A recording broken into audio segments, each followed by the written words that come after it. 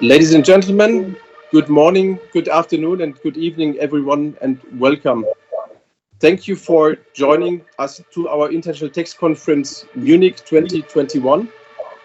For those of you who are new to this conference, I should mention that we had a physical International Tax Conference in Munich in 2017, 18, and 19. But then last year, of course, we had to cancel the already envisaged conference because of the COVID pandemic. And this year, we took the chance again to organize a shorter version of our conference and a purely online conference this year. The result is that the number of registered guests has increased from around 200 participants that we had normally in Munich to more than 1,200 people, which are now literally from all over the world. So while in the past we had several panels dealing with the work of the UN, of the EU and the OECD, we took the decision this year to fully concentrate on the work done by the OECD and its members. You can imagine the reason why. Last weekend, the G20 finance ministers decided to introduce Pillar 1 and Pillar 2, and they set out a very ambitious timetable for the implementation of the new rules. Most of them shall be applicable by 2023. I must admit that our conference program today is not very creative. We have a keynote speech at the beginning and one panel on Pillar 1 and another panel, a second panel on Pillar 2. But given the structure of the OECD work in this area, it is difficult to really escape from structuring a conference accordingly to the work done at the OECD. Our virtual event today presents a timely opportunity to discuss the hot of the press outcomes from the OECD for this global deal on reforming the international tax landscape. And therefore, I'm particularly happy that we have today with us two representatives from the public sector who could hardly be better placed to give us some insights and background into the work of the OECD that has been accomplished until now, and hopefully also a few glimpses in the future, what they are still working on and what problems have to be resolved and what work has to be achieved. Martin Kreinbaum is the chair of the Committee on Fiscal Affairs at the OECD and of the Inclusive Framework, the group of countries that are working together on Pillar 1 and Pillar 2 as part of the BEPS project. Martin is also leading the Department of International Taxation of the German Ministry of Finance. Our second guest from the OECD, from the public sector, is Achim Pross, who is working at the OECD and who is head of international cooperation and tax administration. And before we now start the program, I would first like to congratulate Martin and Achim for the tremendous work and progress they have achieved over the last years. A few years ago, the EU Commission has published a draft for a directive on a digital service tax. And most businesses said, okay, no, this is something we really don't want. And we all as businesses called for the OECD to find a global solution. I think some of us did that even hoping at the same time that there would be no global solution. And maybe nothing would happen at all. Yeah. So in a certain sense, I would say you surprised us by finding a global solution.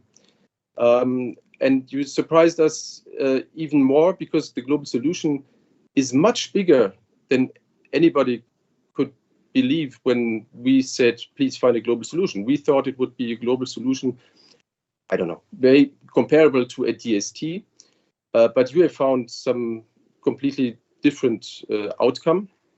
That is surprising. At the same time, as I said, congratulations to these great achievements. I think that they will, Pillar 1 and Pillar 2 will present a lot of work for every one of us, enormous complexities.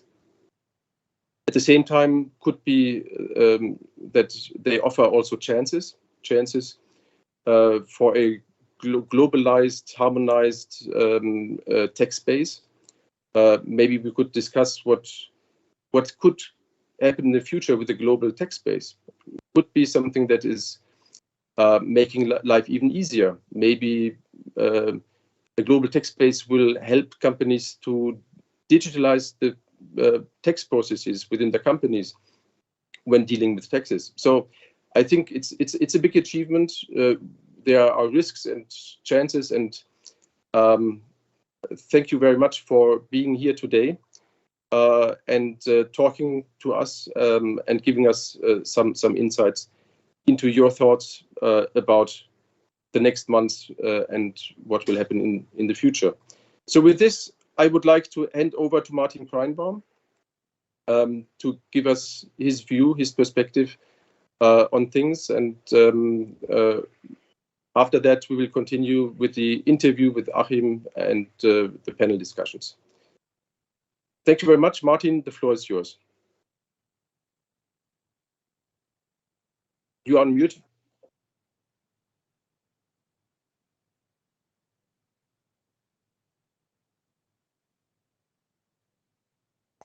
Sorry, I was not aware that I was muted. Thank you very much, Georg, and good morning, good afternoon, good evening to you all, to all participants. I'm very impressed by the number of participants that have registered for this meeting. Georg told me just a few minutes ago that 1,250 participants have registered for this event, and this is really, really impressive. It's a big honor and privilege to be invited to participate at the International Tax Conference, this one jointly organized in cooperation with the International Chamber of Commerce, Business at the OECD and Business Europe. And again, thanks for the invitation. Thanks for the opportunity to speak here, Georg. I'm very delighted to be here today. There's obviously a great interest in recent developments. The G20 meeting last weekend, in the hottest topic of international taxation, the taxation of the digital economy and the Pillar 1 and Pillar 2 solution. And indeed, I think this conference comes at the right time. As indicated and announced in the invitation, this conference presents a timely opportunity to discuss the outcomes of the Venice meeting, the G20 meeting in Venice last Friday and Saturday, on a global deal on reforming the international tax framework. You all know that the last 2 weeks or last weeks were extremely important for all of us, for our countries, for the citizens of our countries, for the whole tax community. And I would first like to focus on the policy dimension of the two pillar statement, the inclusive frameworks 2-pillar statement, and what has been achieved in the recent weeks and months. I would also like to touch on remaining work that needs to be done by October. That's pretty soon, I think.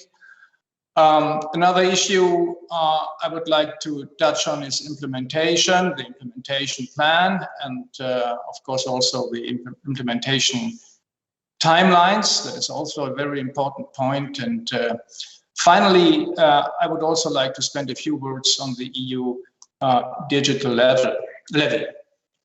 The political dimension of the inclusive framework statement of the 1st of July and the G20 communique of last weekend. I think it's important to emphasize that we were able to reach broad international agreement with now 132 member states of the inclusive framework to tackle the tax challenges arising from the digitalization. 132 countries and jurisdictions out of 139 member states of the inclusive framework. Peru and St. Vincent and the Grenadines, they have joined after the 1st of July. So we are now at a total of 132 member states out of 139, and that I think is a really very impressive number, and more than most of us would have expected only 3 weeks ago. And I would also include myself in this group. I was also a bit surprised by the very broad support. The endorsement of the G20 finance ministers last weekend then further increased the momentum and sent an even stronger signal of cooperation and multilateralism to the world. This long-awaited reform, I think it was the US Secretary of the Treasury, Yellen, last weekend, who called it a historic reform, is a reform that includes rules for the fair allocation of taxing rights in jurisdictions or among jurisdictions. That's Pillar 1, as we all know, and for a global effective minimum level of taxation, Pillar 2. And I think it's fair to say that this reform is going to change the world of international taxation by better reflecting the realities of today's digitalized and globalized economy. I'm confident that this agreement will restore stability to the international tax framework, and I'm also confident that this agreement will prevent further uncoordinated unilateral tax measures. And restoring stability to the international tax framework is the most important point in this discussion, the main aspect that has kept the member states of the inclusive framework together in this long and sometimes difficult journey over the last years. Stability of the international tax framework means predictability and foreseeability of tax obligations, of course, in an international context in particular, but it also means avoidance of double and multiple taxation. That's also a quite important point we should not forget about.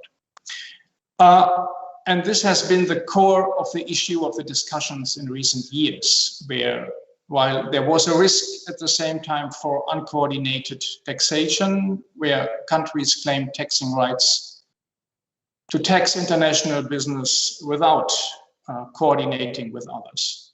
What we have now agreed, what the inclusive framework has now achieved and agreed, is a worldwide common understanding on how to tax the digital economy, including the question of the avoidance of double taxation and including coordinated measures to ensure a global level of effective minimum taxation. A coordinated international framework provides certainty, predictability, stability, and that is what in the end convinced the 132 member states of the inclusive framework to agree on the statement of the two pillars. Recently, I've been observing how people are trying to identify the biggest winners in the two-pillar project. And I really want to underline that with this reform, we are all winners. Tax administrations, multinational companies, and every single taxpayer. With the help of our international agreement, we made significant progress and a significant contribution to the foundations for a sound tax system and to the cornerstones of a sound tax system. And that is, again, stability and certainty. The maintenance of stable regulatory and policy frameworks is essential, as it can stabilize the expectations of both taxpayers and governments. And you all know from an investor's perspective, reliable and stable tax policies and a predictable behavior of tax administrations are important factors for doing business in a country. Tax certainty is crucial to stimulate economic growth and also job opportunities. The path to arrive at this point has been very long and certainly not an easy one. The two-pillar project is a project that we started a few years ago, and it had its ups and downs. A project connected with many stressful days and for many people sleepless nights, long conferences and long discussions. And we have had to carry out our work through remote and virtual means while coping with an unprecedented health and economic crisis. The last few months, weeks, were also coupled with growing public expectations, growing political expectations, and those high expectations, I think that's also fair to say, have put an enormous pressure on our work, as we, the inclusive framework, could not have afford to disappoint those political expectations. And therefore, our teams have worked extremely diligently on all technical aspects of the two-pillar package and trying to bridge the remaining tax policy gaps as well. Without the delegates who have helped us to get to this point, and in particular the 24 members of the steering group of the inclusive framework and the help of the OECD Secretariat, not forget the support from business advisors, academia and civil society, we would not have been able to meet our deadline, the mid-2021 deadline. I certainly have to admit that the discussions have been difficult at times. And as you know, our inclusive framework represents a rich diversity of 139 members, large economies, small countries, developed and developing countries from all regions in the world. And every single country has had to make certain concessions in the interest of achieving broader agreement within the full inclusive framework. And now I think we can be very proud of a very balanced outcome. This agreement reflects the culmination of years of extraordinary hard work, dedication and perseverance, especially in the context of the global pandemic.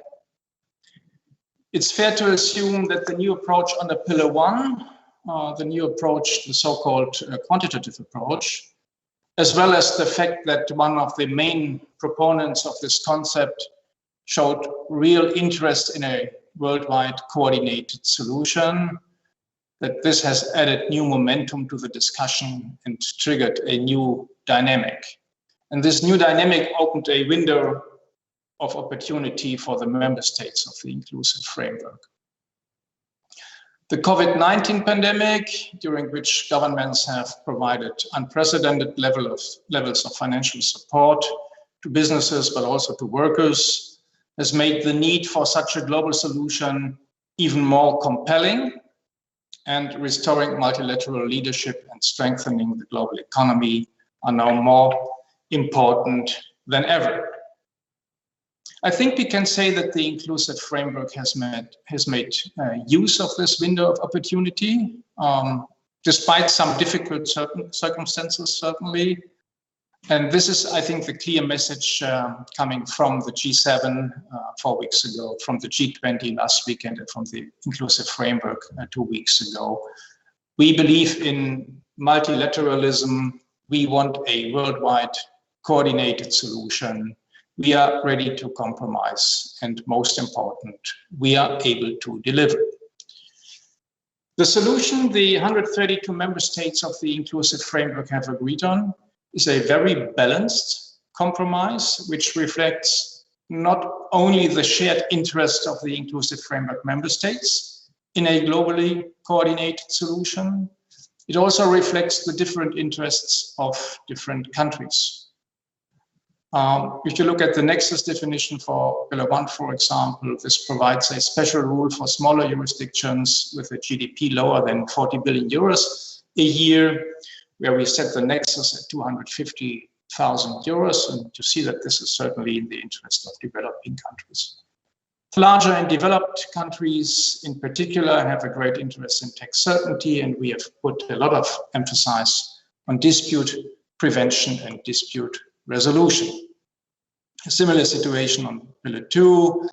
Pillar 2, inclusive framework members identified the subject to tax rule as an essential building block to achieve consensus for developing countries. And other countries expressed a great interest in simplification measures, including the work on safe harbors. So if you look at all those components, you will see that the overall picture shows a balanced mix of rules and measures, which obviously serve the interest of almost all member states of the inclusive framework. With this broad international agreement on the two-pillar project, we will be able to stop the uncoordinated unilateral measures and achieve instead a substantial tax certainty with a common framework of rules and also procedural standards geared to create a level playing field and to provide long-term conditions suitable for investment. Among all members of the inclusive framework, there are still a few countries that have not yet joined the international agreement.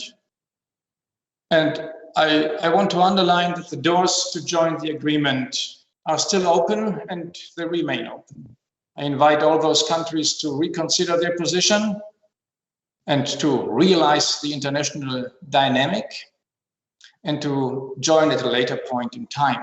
I would certainly be more than happy if eventually we achieve full consensus in the inclusive framework on this multilateral approach, and I'm personally very confident that all inclusive framework members would want to see our work move forward, recognizing that important details remain to be discussed and agreed over the next few months. And in the meantime, we will continue to move ahead.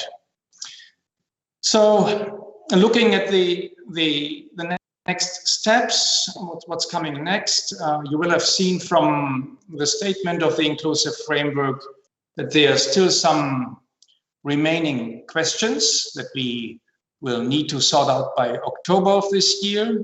And in some areas, we have not yet arrived at concrete numbers, for example, and we have only agreed on, let's say, ranges of percentage rates, for example. This is true for the quantum under Pillar 1, where we talk about a percentage range from 20 to 30%.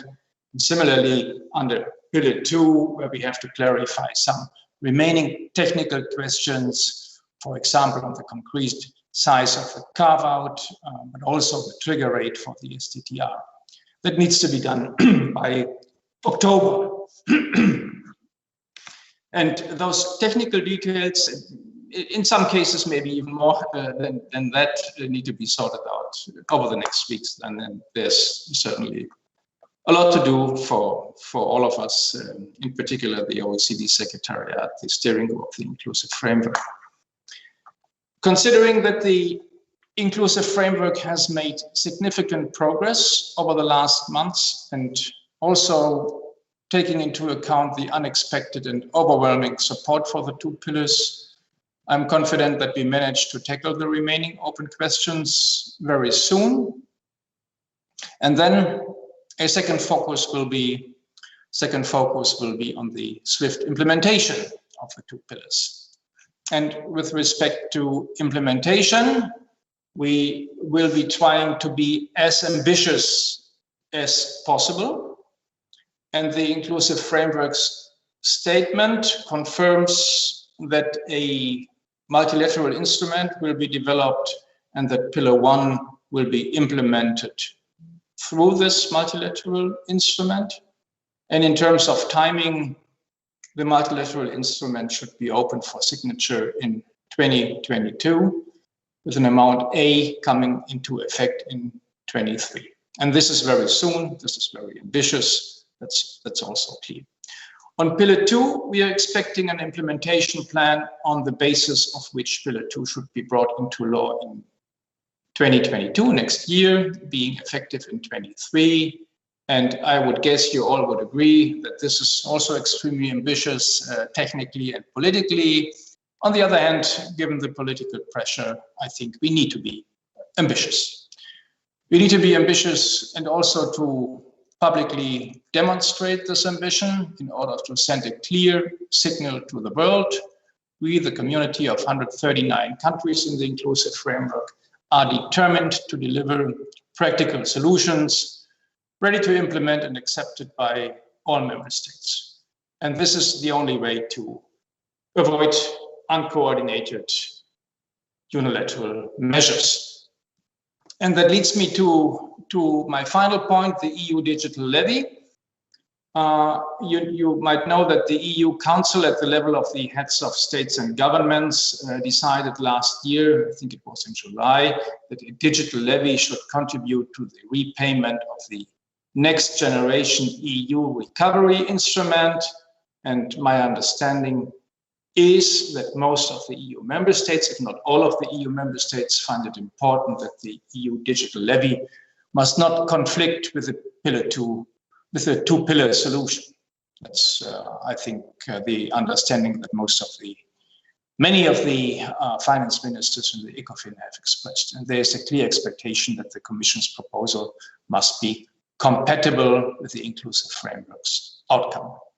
In conclusion, let me say that the two-pillar project is an exciting new chapter for our multilateral future work, and I do not believe that this is the end of our journey. I do hope that this is the beginning of a coordinated multilateral journey, discussion, solution, and that this will build a strong foundation for future international cooperation.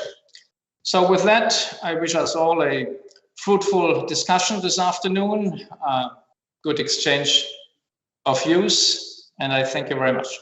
Back to you, Georg. Thank you very much, Martin, for your insights, for your keynote speech. And as you mentioned, the issue of unilateral actions, I think it's really hot off the press today that the EU has published that they will postpone the publication of a draft for the digital levy that was meant for this or next week. And we don't know yet when they will take up their plans to do something on this issue.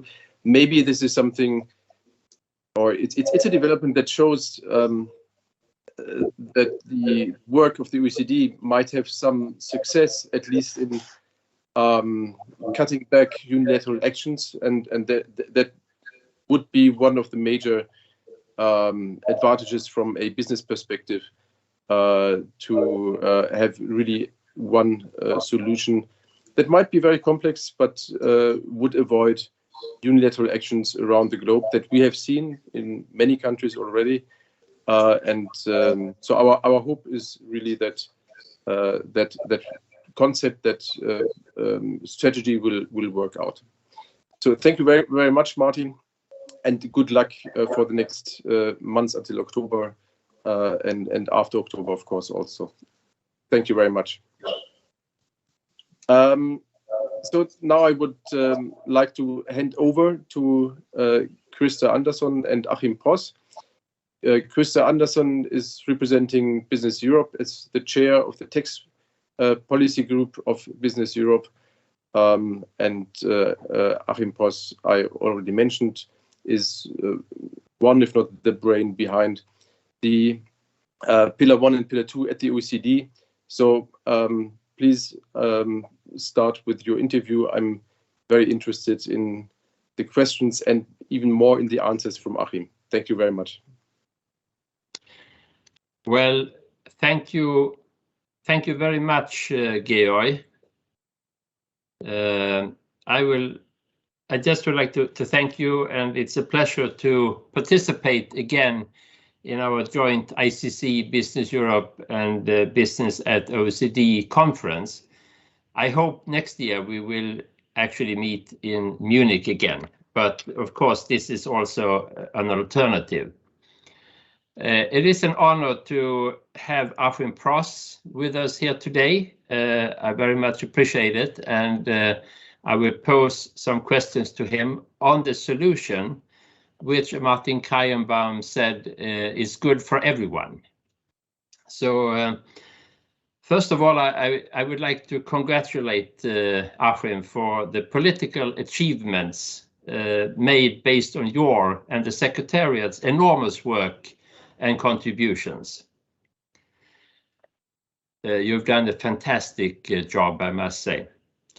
In this part of the conference, we will focus on Pillar 1.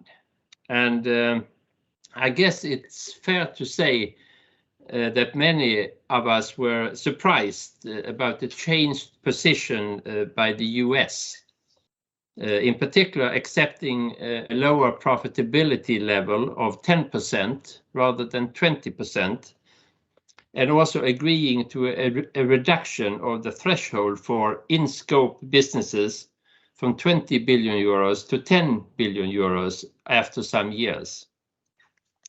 It means that the revenue to be distributed out of the US is now even larger than assumed before. And I think many are puzzled about the US position. Maybe it is the case that the US is very eager to get Pillar 2, a corporate minimum tax, at a relatively high level, and therefore are able to forego the transfer of revenue under Pillar 1. And maybe there is also a possibility or thinking that maybe it will not pass in Congress because you may need changes to tax treaties and the like. And furthermore, the state aid rules are very different in the US compared to Europe. So it could be tempting for the US to have a favorable outcome here, being able to compete with other means than taxes, in particular if the minimum rate is quite high. So Achim, my first question to you would be, it's stated several times that the businesses in scope would be the 100 biggest companies. Is that still your assessment now when the required rate of return, or the rate of return, the profitability is only 10%, and many companies have a profit level of at least 15%, and it's no longer really excessive profits we talk about normal profit levels. And is it still the case that you think it's only going to be the 100 biggest companies, or are we really talking about thousands of companies? So please, Achim, could you comment on that? I totally can. And thank you for having me, and hopefully also in Munich, and hopefully with 1,000 people in Munich, and maybe closer to the Munich Beer Fest next time, in which case it will be 1,000. I have promised Christa that I will try to turn him into a fan of Pillar 1 in the next hour, so we shall see whether we get there. Now, on your question, I think a couple of things. The easy answer is to answer your question. Yes, do we think that's the case? Yes, our numbers show that this is the case. And so if you are doing 20 billion and 10%, you are talking about a cohort in the hundreds, in the 100 and not in the 1,000. So the answer is a simple yes. So we're not talking about 1,000 companies. We're talking about, 100 plus, give or take. So that's the range of the companies. When you do the numbers, that's what drops out. And I checked with our economists, and you're an economist, and I'm not an economist, so I'm a lawyer, so I can't contribute much to this. But is 10% a routine return? Many economists would say, well, yes, if you exceed 10%, you are not in a routine return. So, maybe that's the answer to your second question. But let me step back and answer a question that I think Georg has posed, and I think that is a question that is in the space. As Georg has asked, the business community started out saying, give us a global solution. And now we've come up with a global solution, but this global solution looks somewhat different than what many people have expected. And maybe it is worthwhile, Christa, if you allow me just a second, to sort of step back and take us through that journey that many of you have been on with us. I see Tom Resser, I see others, people that have accompanied this process from the early days until to today, and certainly will continue to do so. So yes, it is true that there were proposals that we had in Europe and other countries about DSTs on a narrow segment of the digital economy. And then we also saw that they slowly broadened out from social media to streaming to other things. And we had all these line drawing exercises. And we had a strong push, not just from the business community, but from many stakeholders, that that was not a stable solution. And it was not a good solution. It was a solution based on gross taxation. It was double taxation. It was selective. It was unclear, all of these things. And then, Krista, as you will remember, we had a clear intervention by the United States, supported by the business community, that we shouldn't discriminate against particular sectors and we shouldn't single out a particular group of companies. And so we didn't. And so discussions continued, and we had, as you may remember, ADS and CFB and consumer-facing businesses and others. And the business community came and said, look, that's just another form of ring fencing. Don't do that. Go wider, go broader, go quantitative. Reduce the complexity. Remember all the consultations that we had about complexity that results from line drawing and segmentation and the implications and all of this. And don't bring in too many companies. So I think what we now have on the table, and Krista, again, I'm trying to sell this to you, probably not very successfully, but I'm trying, and we should continue this in person, is that now we have something on the table that takes the largest companies and addresses a key concern from the business community about removing smaller businesses. And do go back, the blueprint, we were at 750, now we're at 20 billion. That takes out a very, very large number of companies, right? Just like that. Now, you also need to think about, because you mentioned the fact in 7 years, we're going to review that we go lower. Two things here. First, it says very clearly, subject to this system working, we're going to get lower. So if you read the language carefully, it's carefully drafted. It's something where you start out somewhat smaller and you broaden out, but we're not going in what it says here to 750, we're going to 10 billion, right? So that's quite a step up from where we were in the blueprint at 750. If you just think about the most significant compliance cost reduction is actually in the threshold, something that the business community wanted. We also have a wider scope, that is true, and it is true that it is no longer narrow to something digital, but that is also consistent with what many, many of you have said.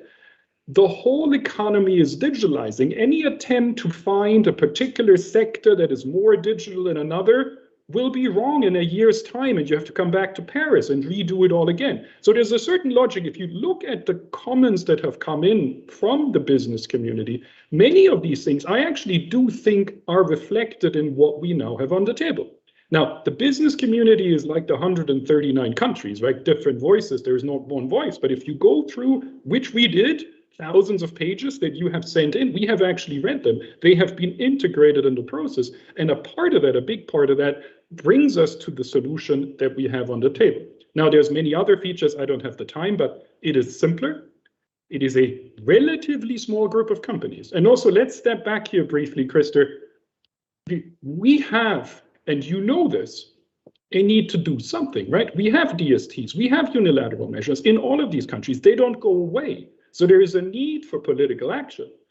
And if you are to tell developing countries or others that it's the smallest set of companies and they cannot apply their DST even to others, you see the policy challenge.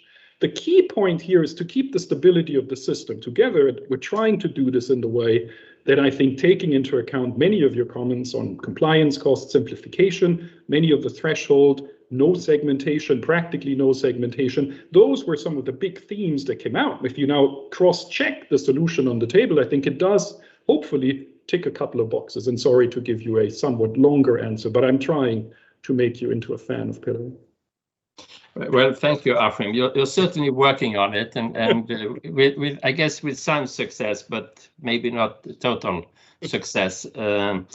Of course, we are very happy in the business community that you listen to the consumer-facing business difficulty, and to have a broader, more general definition. I think that's very welcome. Of course, one gets a little bit suspicious when one of the arguments in favor is that it will only be it will only be applicable to very few companies. If it's so good, one would sort of suspect shouldn't even the small florist at the corner the street corner be included if it's so good. But let's leave that aside as an argument. Let's look at the corporate perspective. For those in scope, the required nexus is 1 million euros in revenue. However, if you're active in a jurisdiction with a GDP lower than 40 billion euros, as Martin Krayenbaum mentioned, the nexus will be set at only 250,000 euros. And then you will allocate funds to many countries in many jurisdictions. And isn't the risk of very high compliance cost a real concern for you, Achim? And what could you possibly do about it to make it simpler? Good question. And I stay with my theme of trying to turn you into a fan. One is, and I'm going to bring this up front. If you go down through the slides, it is very clear that those in scope will benefit from tax certainty, and not just tax certainty on the new amount, but also tax certainty on their existing transfer pricing. So you need to factor this in as a company when you do what's the risk reward profile. I'm trying to suggest, and some of you have been receptive, not many, that maybe actually you would want to be in scope if you factor in the tax certainty dimension. Now, on the nexus point, Christer, I think three things are relevant here. I mean, one, we are exploring as part of the tax certainty process a centralized system of filing. We cannot go as far as a one-stop shop in EU VAT just because we can't be collecting the money in particular places and handing it over. As much as we would like to get all the tax revenue in the world and then hand it out, that's not going to happen. But at least we're thinking to remove the filing complexity. So that's one thing. The second thing is that we're working very closely with the Business Advisory Group and the Working Party on the revenue sourcing to simplify the revenue sourcing and include that in the tax certainty process. So the tax certainty process will include how much revenue is attributable to country A. So it's not just a methodology style APA in principle, but it does go further to give you this component of tax certainty.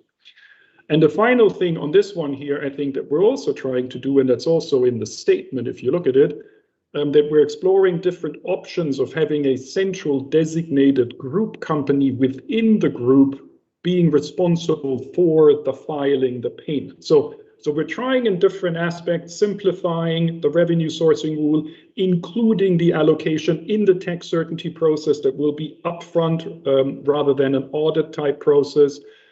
Having designated entities. So there's a pretty significant work stream where we work with the tax administration inside the 139 to work this out, recognizing that there is a trade-off, and something that we have also explained to the members. If you want to have a low nexus so that a significant number of the members in the inclusive framework can benefit from this regime, which is important for the political acceptability, then the other side of this must be to have a tax administration process that both for tax administration and businesses doesn't create millions of PEs in places where you have no physical presence. Okay, well, maybe Achim, you could convince me about Amazon and segmentation and separating out certain activities. Wouldn't this result in a situation where it's sort of arbitrary and governments could start to claim that certain business lines should be included for amount A? Why should, isn't this a problem, or is it a political concession? Or can you bring a good argument for me as an economist and a business representative? Why do you separate out Amazon here? I think the first point is that we are not separating out Amazon. I know that you read the press, that's what you read, but what's the thinking here? If you go to the statement, we say segmentation will occur in exceptional circumstances only. First of all, I think that's largely what the business community said. Don't make me segment out where I don't prepare segment, I don't have the data. So far, I think we're good. Based on the segments disclosed in the financial accounts, there was a second ask. Do it in exceptional cases, and where you do it on the existing disclosed in financial accounting. And then I think the next part of the sentence then that says, well, if you have a situation where if something was a standalone business it'd be very big and it'd be very profitable, it would be included in scope, right? So that's the situation. Should it now disappear simply because it is owned by a group that overall has a lower profit margin? Does that make sense? And I would argue it doesn't make sense. It even creates an unlevel playing field inside the business community, that if you happen to be owned by a low profit group, then a very profitable, very large segment disappears from the amount A, whereas if it's on a standalone basis, it's subject to amount A. And I think that, to me, is the underlying logic on the segmentation, which I don't think is arbitrary. I think it actually does have a certain logic. But isn't there a risk that governments or revenue authorities would arbitrarily select a certain business line and say that this particular business line in my country should be eligible for Pillar 1 treatment? Isn't there a risk?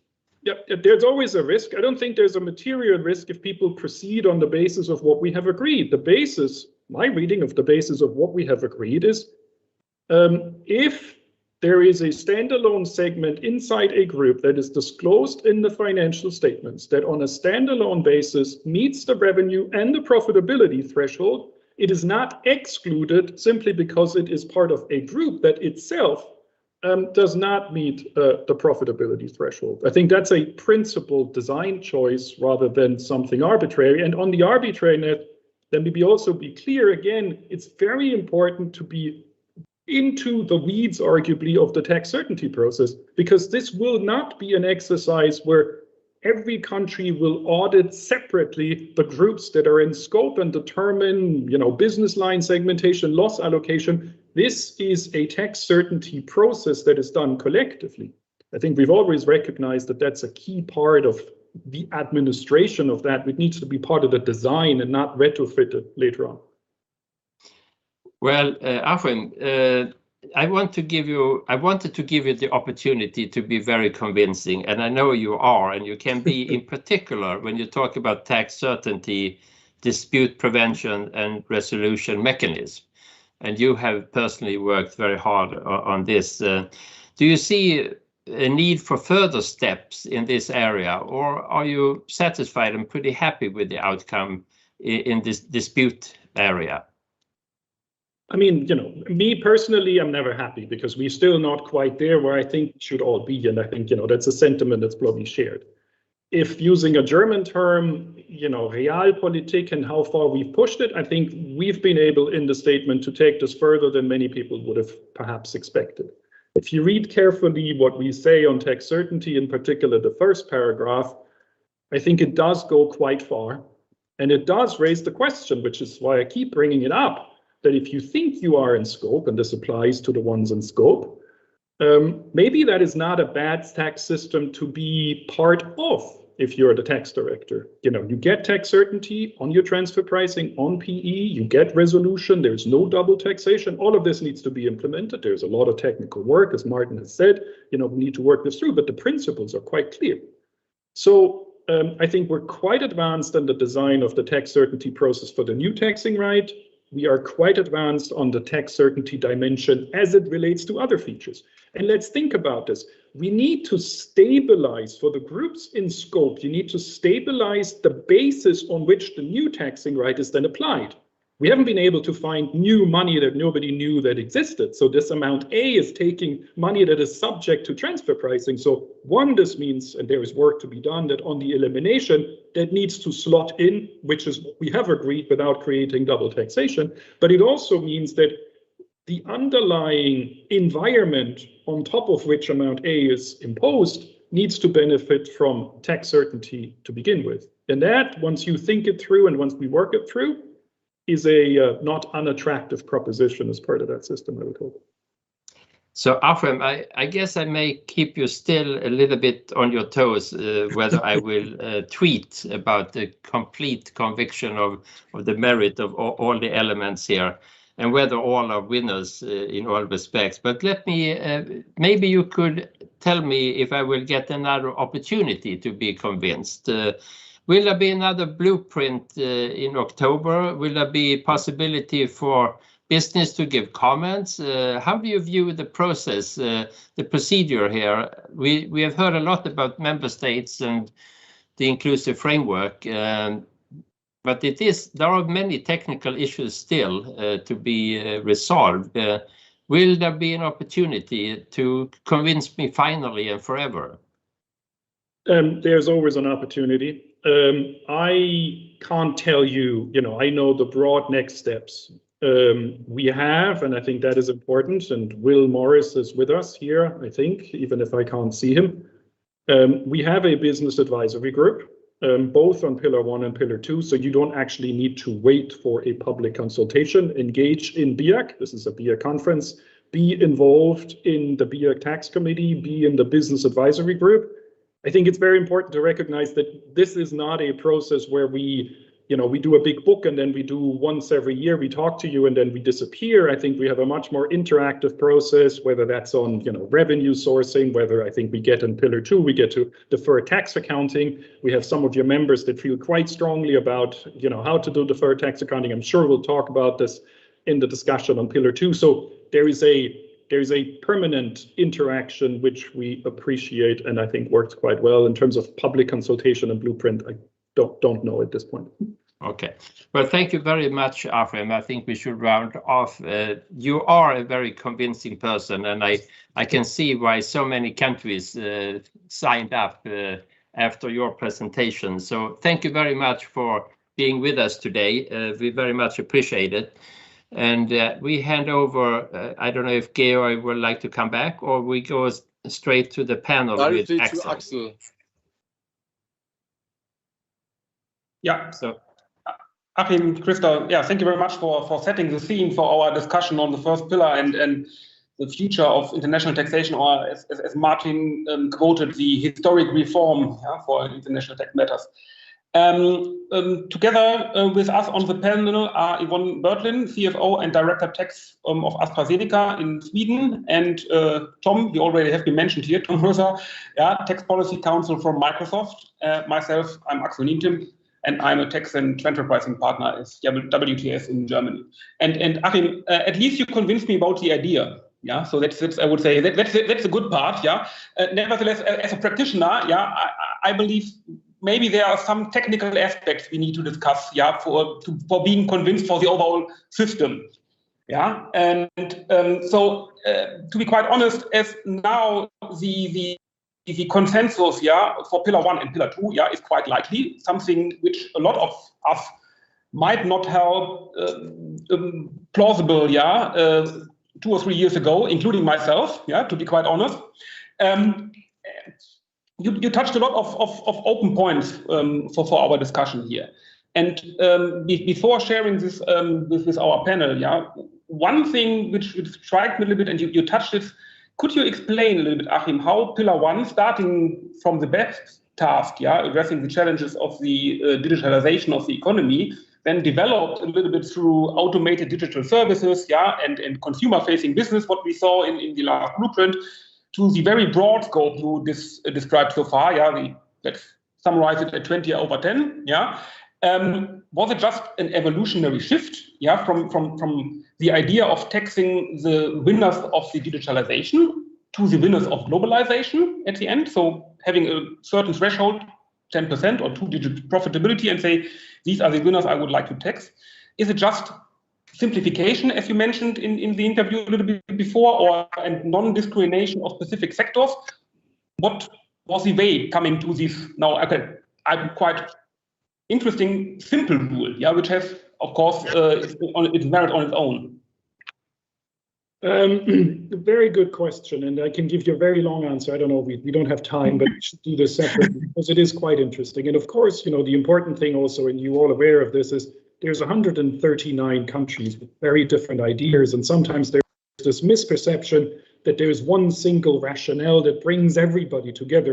And ultimately, what we're trying to do is to find consensus with different starting propositions, with different conceptual ideas, with different capacity levels, with different understanding. So it is a broader church that we have. But I think it is true, and I think most people would share this, that after 100 years of the most beloved permanent establishment, especially to German hearts, very close, German invention, brought it into the League of Nations, very attached.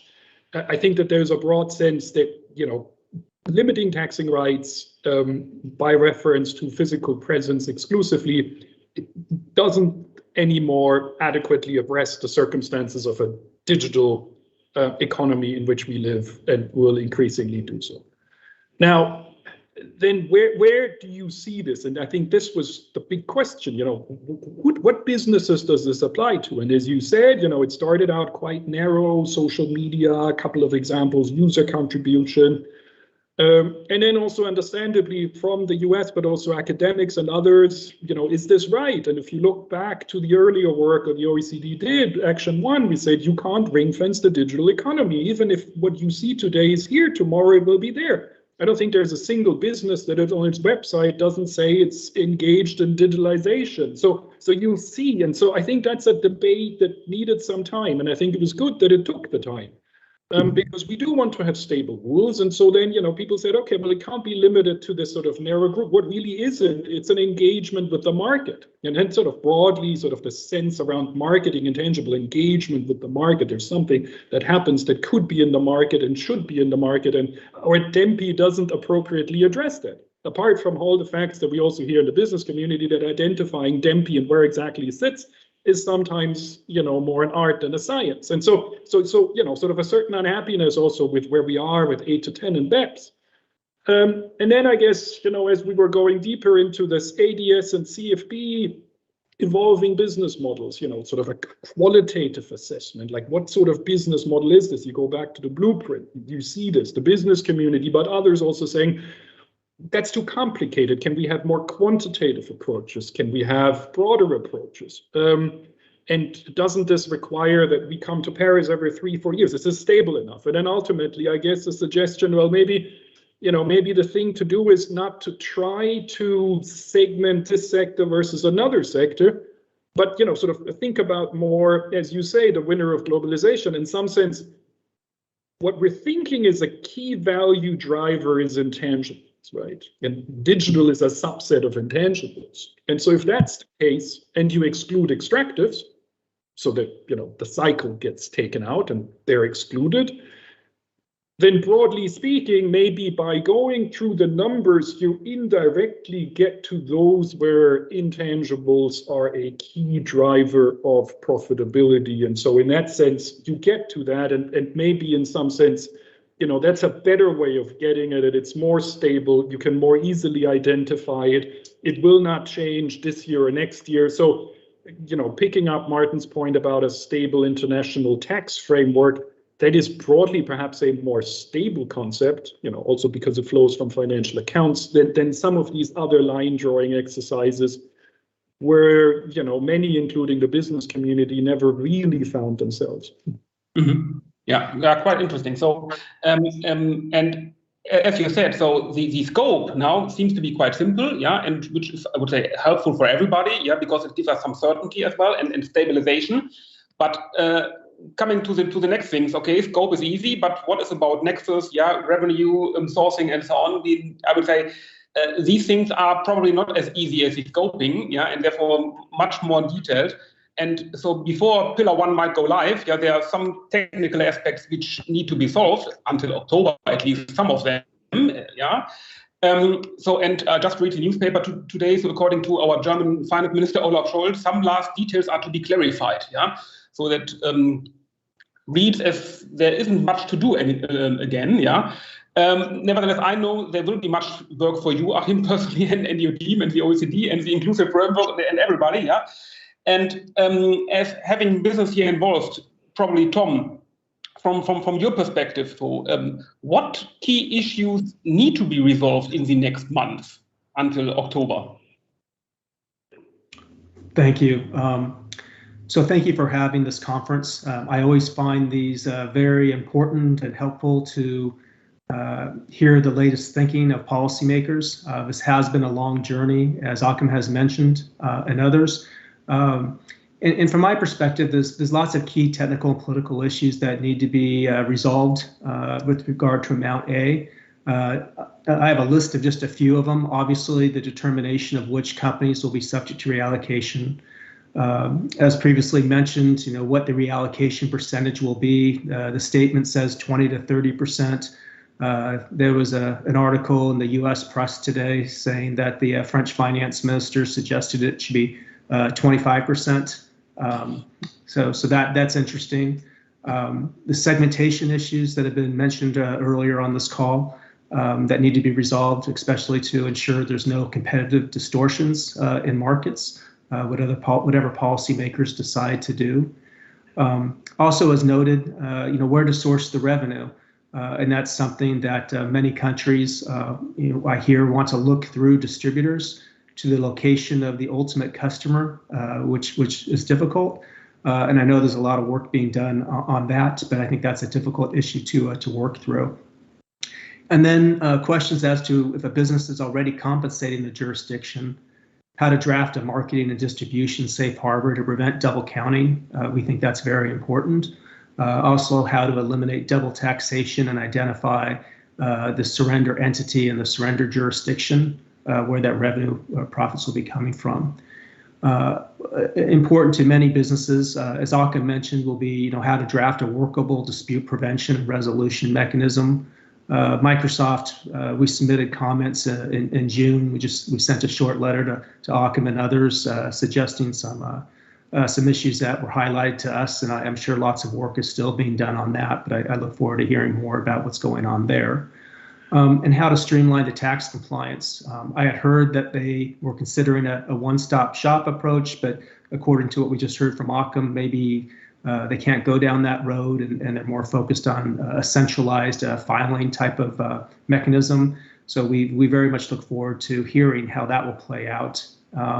I didn't think countries would want to be the paymaster for other countries, which creates issues for both the country collecting the revenue and the country receiving the revenue. And there's lots of work to be done there if they wanted to go down that road.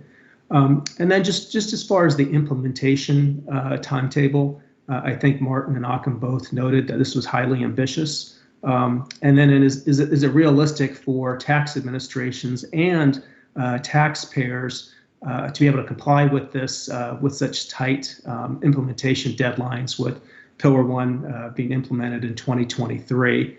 I think business needs a substantial more information to figure out how it will comply, and also tax administrations will need to have clarity as to how they will administer Pillar 1. Mm-hmm. Achim, is that in line with what you called it? You have an idea of the broad next steps, yeah? So Tom's wish list, yeah, or to-do list, yeah, what needs to be solved in the next steps? Is it? I mean, there's a couple of things, Tom, just to respond, I think, that are clear. They're in the statement, so there is 20 to 30% that needs to be resolved. There's a couple of places, not many, where it's clear that needs to be resolved, and that needs to be resolved at a political level. So it's a political discussion. We'll get to Pillar 2, and you'll see that there's some at least percentages, and so we'll see those. Right, and I believe the question 20 or 30%, or just take the midpoint 25 or whatever, yeah, that I would say it seems to be easy solutions. The question, yeah, on dispute resolution, so that seems to be a little bit more complicated from a technical perspective. No, that's I'm getting to. So those are sort of the more political questions that, in some sense, are back. They're difficult, but they're not difficult from a technical perspective. Right. I think segmentation, we have a much easier job than we would have had under the blueprint, including under the previous scope. So I think that helps. There's some more work that needs to be done.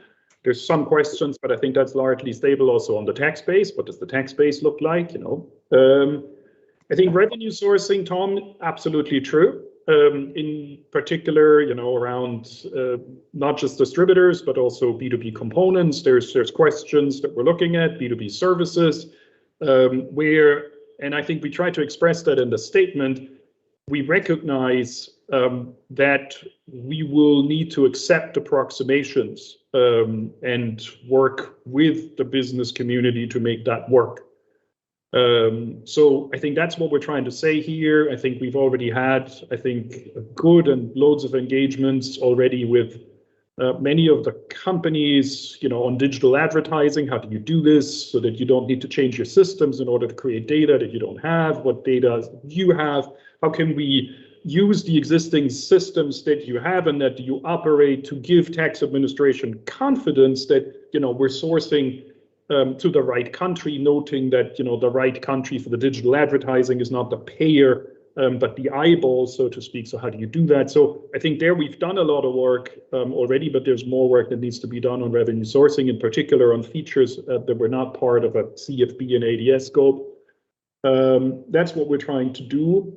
Always recognizing also that, we have this, and this is in some sense helpful here, of course, if you think about 20 billion companies, 10%, this is not every company in the world. And so we can be more targeted and think also through what problems do we need to solve, how do we solve them.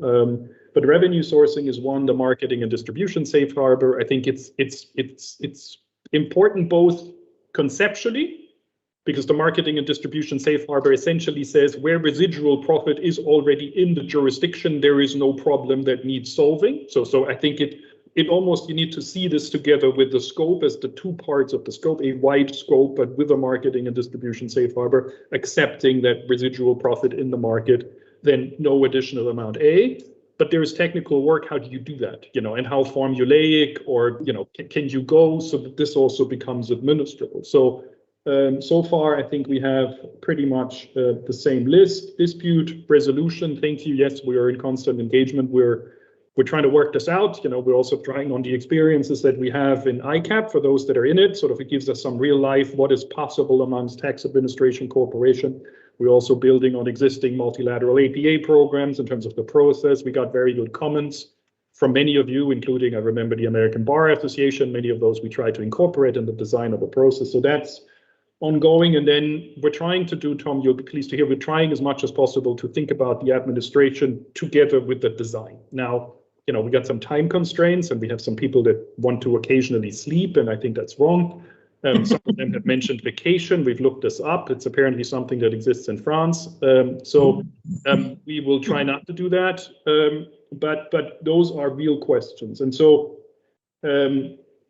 when I mentioned the one-stop shop, that the problem with the one-stop shop, if you take it to its logical extreme, it would suggest that the M&E pays the total amount A to its parent tax administration, and then it gets paid over.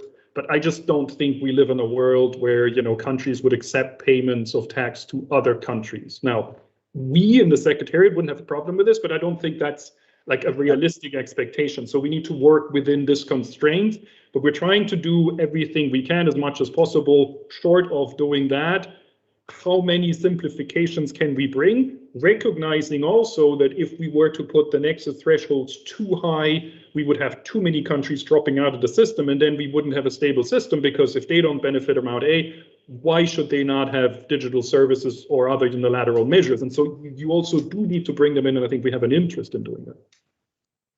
Mm-hmm. So at least you have a similar list, yeah, Tom and Achim, yeah, that's good. So we have to work on it. Mainly you, apologies, have to work on this until October. But of course, we are happy to contribute whatever we could. And we could come to a couple of these specific topics, yeah, maybe in our discussion later on. But maybe another different question to Yvonne, yeah. How do you think that Pillar 1 proposal may impact, I would say, some like a research-based biopharmaceutical industry company like AstraZeneca? Yeah, so probably you thought in the first steps, yeah, we are not digital, we are not included, yeah, in the first discussions. Now you see, maybe I don't know what your profitability is, but probably you are in a 2-digit number, and now you're probably in. How do you see that something could change your business behavior?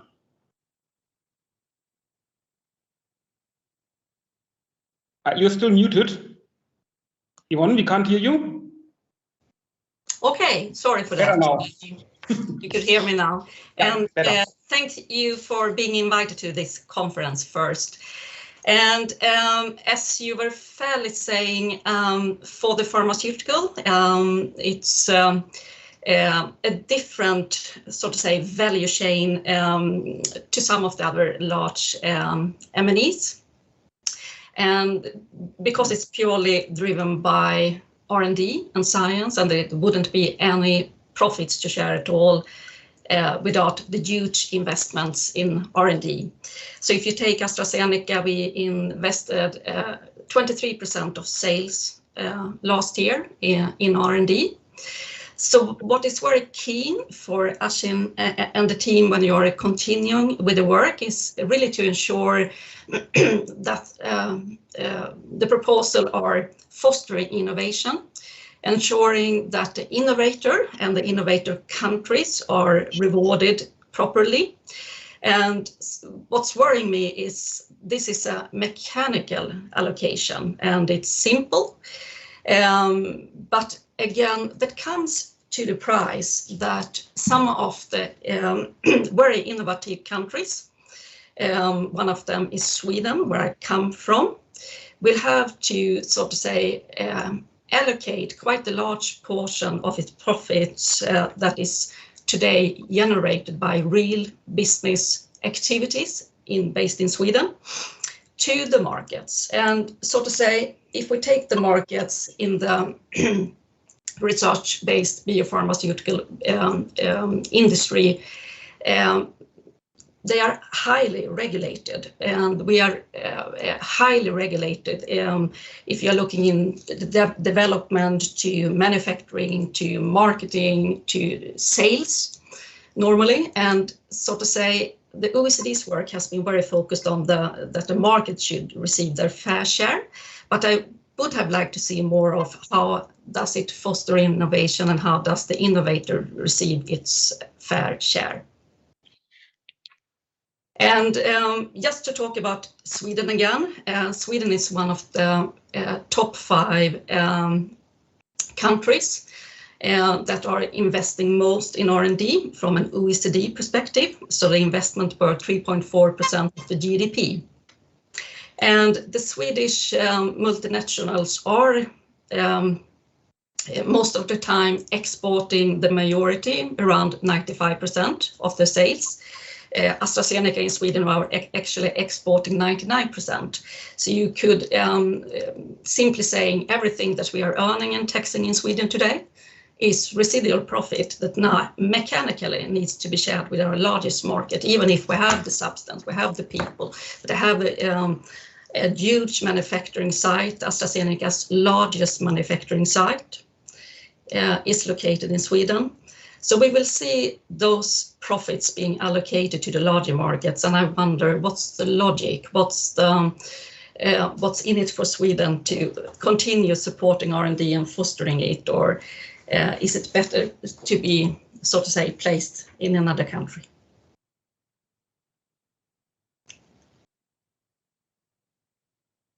Yeah, and I have more on my wish list, but maybe we should start with R&D. Yeah, Achim, I'm just saying, of course, and you mentioned in your starting speech, DEMPI and all this, I would say, I just call it old school transfer pricing allocation rule saying, yeah, and saying, okay, we have the arm's length principle, which was our guiding principle for allocating the profit, yeah, and our idea was if you have a lot of R&D and a lot of intangibles, yeah, then you should get a bigger apportionment, yeah, of the overall return. So that is still the case, I would say, because my understanding is our old transfer pricing world still will exist as well after the historic reform. Nevertheless, a part of it, which needs to be defined from the overall profit, then will be allocated to, Yvonne, as I said, to the marketing locations where no R&D has happened, probably. Yeah, is that something? And that comes back to the discussion we always have: is that a fair allocation? Yeah, to allocate this not according to who has invested most in R&D, but who has the biggest market. Is that fair? Depending on how do we define fairness? Yeah. So, Achim, I'm not sure. Have you discussed this? Yes, I think yes. And I mean, it's a very good question. You know, these are challenging, complicated questions as we think about how you allocate taxing, right? So there's no easy answer. So I fully understand the question. A couple of kind of observations that may or may not be helpful. I mean, one is, even under the blueprint, we already had a discussion on pharma. When you read it, it's pharma consumer-facing business, and you had one opinion and another opinion. So the question on pharma was already in the space in the blueprint, and is not new. Then on the mechanical allocation, when we talk to businesses, including some in the pharmaceutical industry, they actually quite like the mechanical. It's a bit of a, it's a bit of a dividing line. Some people like our facts and circumstances 8 and 10, other people think this is very, very complicated. And as I said, it's more an art rather than a science. So I actually don't mind having more mechanical rules. And I think that's different people with different views. Axel, you're absolutely right. We're not suggesting that you no longer have to do transfer pricing and that is not relevant.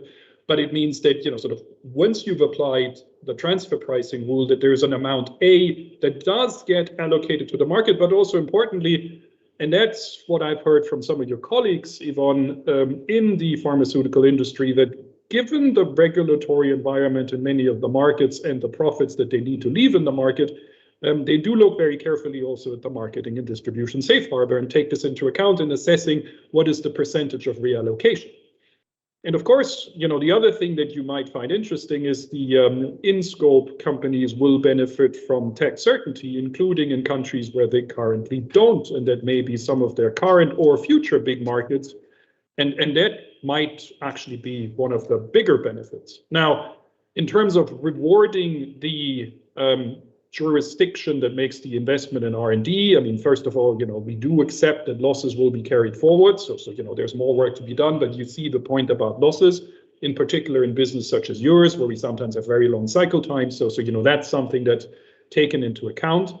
And then you also see it in the reallocation percentage. It is a reallocation percentage above 10%, and then we're not taking 100% of that, but we're taking, as Axel mentioned, between 20 and 30.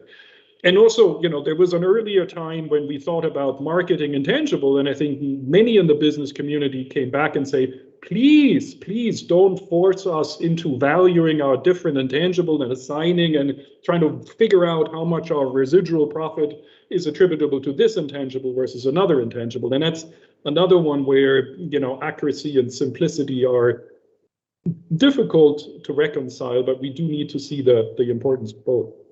Mm. And I would say that what we're looking for is that we should at least get a routine return on the R&D.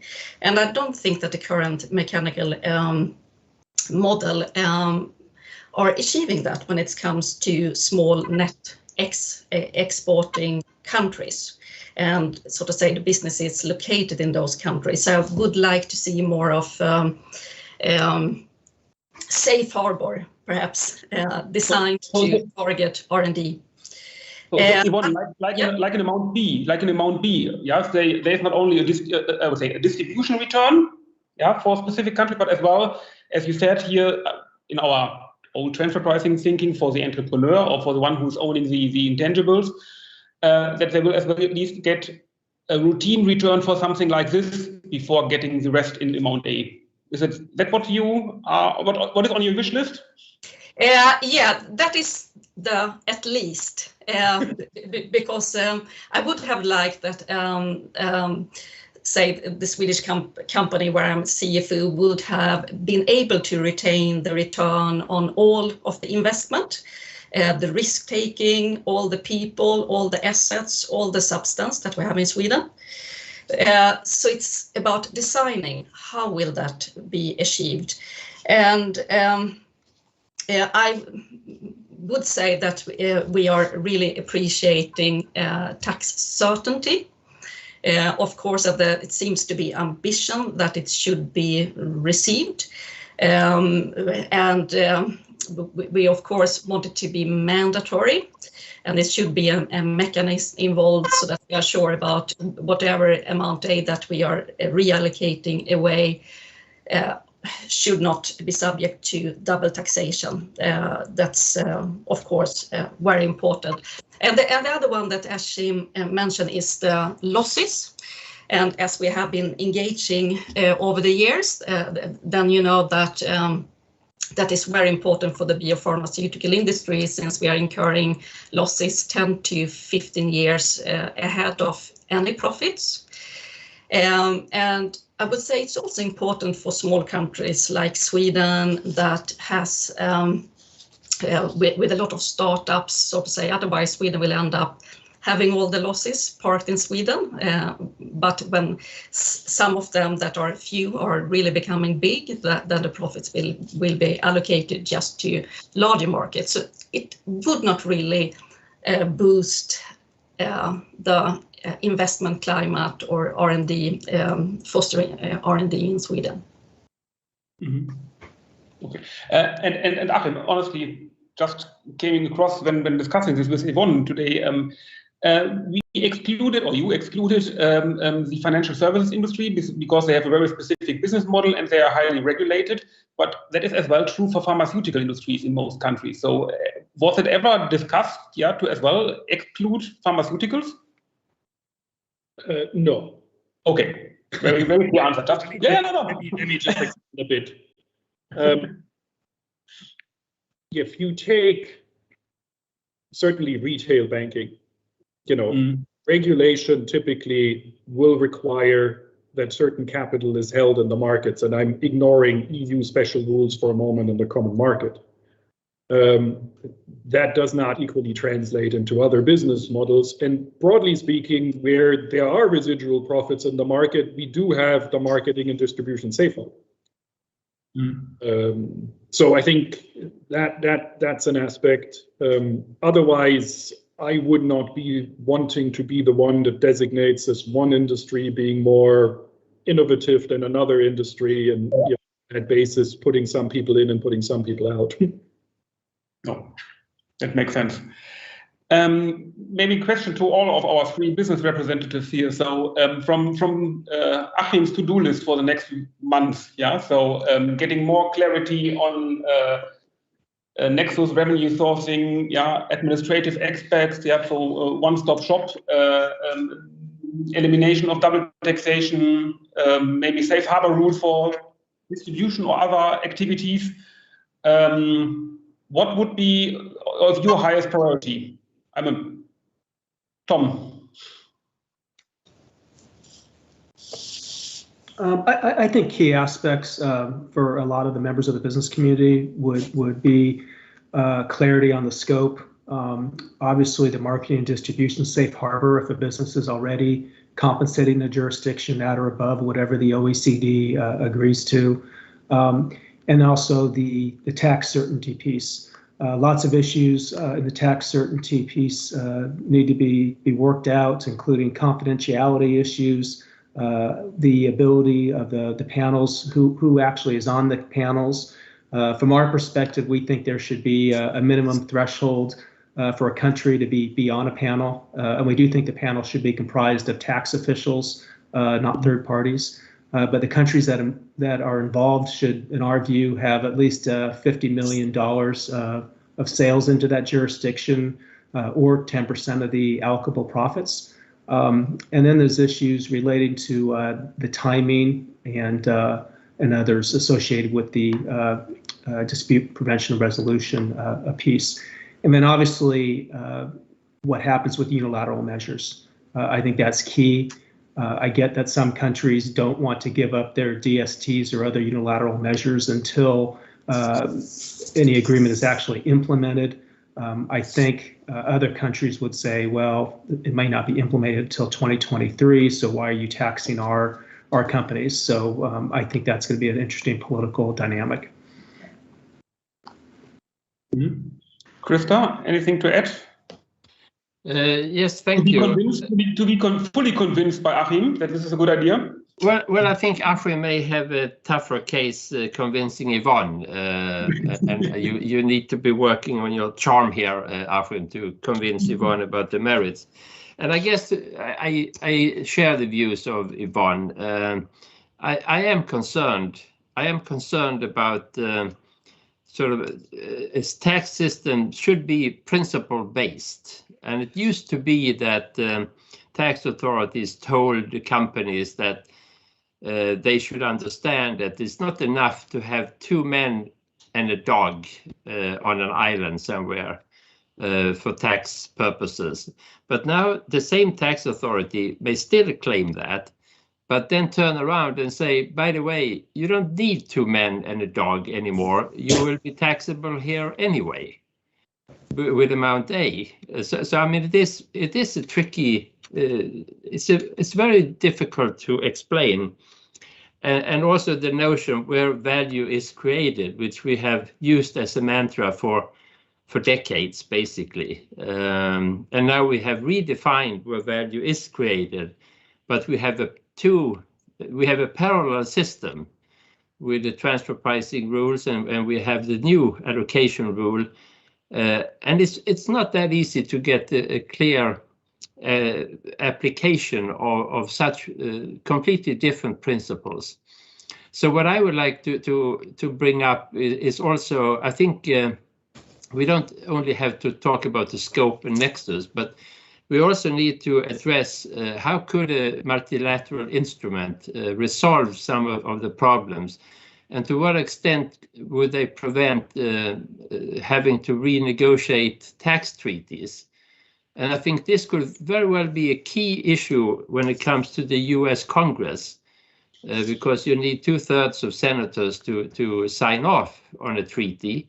And to what extent will the MLI be sufficient to prevent numerous revisions of tax treaties? And to what extent can the MLI resolve and make sure there will be no disputes? I think it's really key. And maybe Achim could say a little bit on the work on those aspects. Yeah, and maybe Tom, you can comment on the US question. Yeah, so which from your perspective, yeah, I understand we need a new MLI, yeah, to have all these bilateral tax treaties between all these 132, yeah, currently countries to be changed. Tom, do you see it realistic that the US will agree on that? Do you want me to go first? And very difficult, yeah. So, do you want me to go first? Do you want Achim to first answer Christopher's question? Achim? Okay.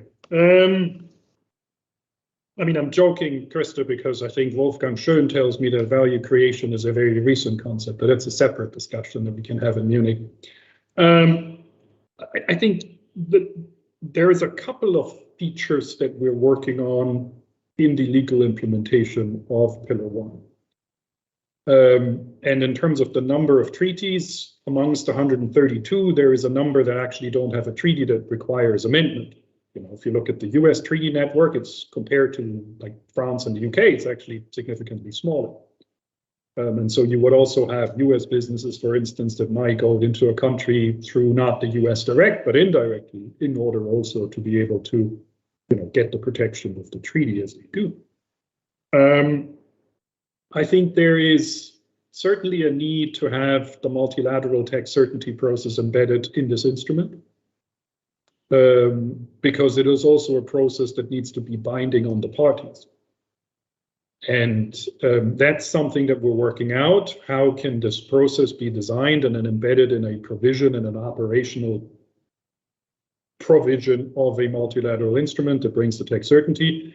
Then you get to the wider tax certainty where it goes beyond amount A. How do you do this? You know, so that I think, as Yvonne, you're saying that you actually get tax certainty out of this process, not just on the new thing that we're doing, but on the existing environment for the groups in scope. So that's important. That's exactly, and we fully share this, and you know, in a different, not today, but there's a lot of a tax certainty agenda that goes actually wider than the pillar, because we shouldn't forget that there's other things that happen, you know, life outside the pillars, in particular, but not only on tax certainty. And then it is, of course, a lot more efficient to be able to remove treaty obstacles, but very limited and targeted and surgical, because you want to retain the allocation of taxing rights at exactly the place that, you know, they have been agreed, except for when we have political agreement, remove what would not allow you to implement the amount A process. So we're studying different possibilities of what's the best legal way of doing this. And maybe that's where I stop, and, you know, we there will be questions in countries about, how this can be implemented. I mean, we have political agreement at the government level. There's always questions, obvious on, what does US Congress do? And the US is a very important player here. And I cannot tell you, sort of what the trade-offs is. I mean, you certainly see that, there's in some sense bilateral support. We always understood for an OECD-led process that avoids double taxation, that doesn't target US companies, that is relatively simple, and I'm saying relatively simple, and doesn't burden business with a lot of additional compliance costs. And I think, as you said, and gets rid of other unilateral measures. And there's a question both on the substance and the timing of this. I think that you also mentioned, Christopher. But Tom might be better placed to answer that one, as you already indicated. Sure. So as you mentioned, I think there will be some challenges in the U.S. Congress. The U.S. government is divided with the Biden administration and Democrats controlling the Senate on a 50-50 vote, with Vice President Harris casting the deciding vote, and only a handful of votes that can be lost in the U.S. House of Representatives. I think there is Democrat and Republicans and the administration and Congress are united against discriminatory digital services taxes and unilateral measures that must be withdrawn as part of any deal. There has been lots of talk about the EU digital levy. So it seems promising that the Commission has postponed publishing or putting out its proposal. One of the issues, at least as to Pillar 1, is no one other than the Treasury seems to know what the 100 companies or which 100 companies are included in Amount A in Pillar 1.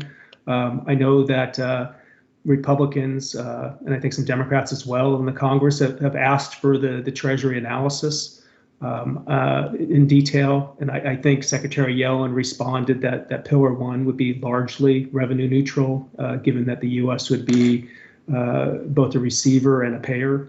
But I think that members of Congress need more detail as to which companies will actually be subject to Amount A or not. You see reports, for example, from Mike Devereaux at Oxford.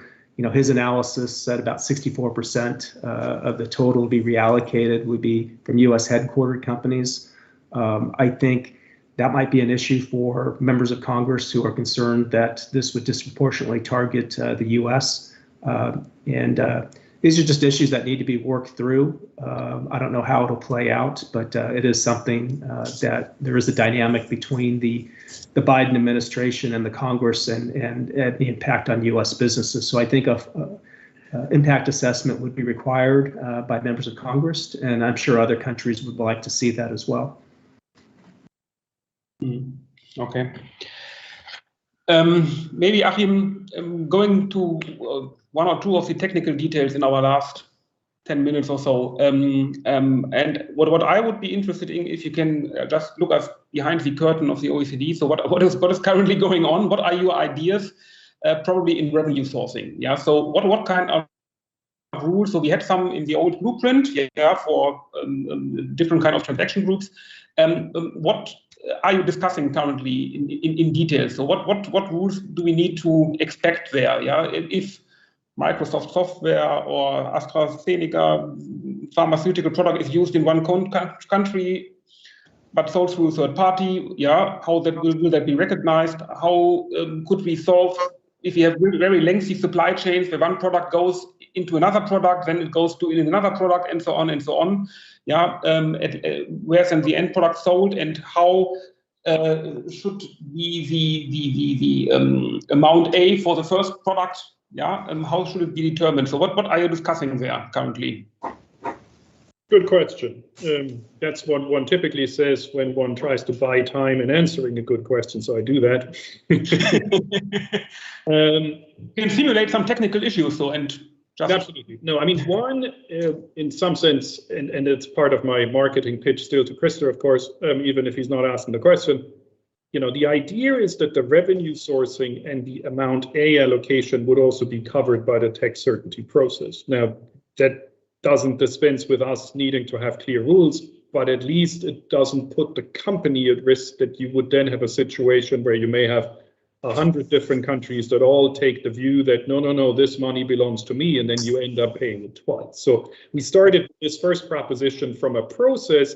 It is designed and contemplates such that there is certainly no double taxation. So that's one, and that's built into the process. So that's how we wanted to start. Now, given that, you still need a rule that everybody agrees, or at least that can be decided on the determination panel, and that then applies. Now, I think we have a different scope from the one that we have in the blueprint, but for those that are still in scope and that were in scope, and that's a number of businesses, right? I think we make incremental improvements in engagement with business, as I mentioned before, seeing what sort of data systems they have and how you can do a reasonable method approach rather than a perfect approach, right? And so we're working on concepts of a reasonable method that is reliable, a reliable method, building on your existing systems. So that's, I think, one work stream that's ongoing. Then we have new features in the scope. So you have, B2B services. It was a small part of B2B services that was in the blueprint.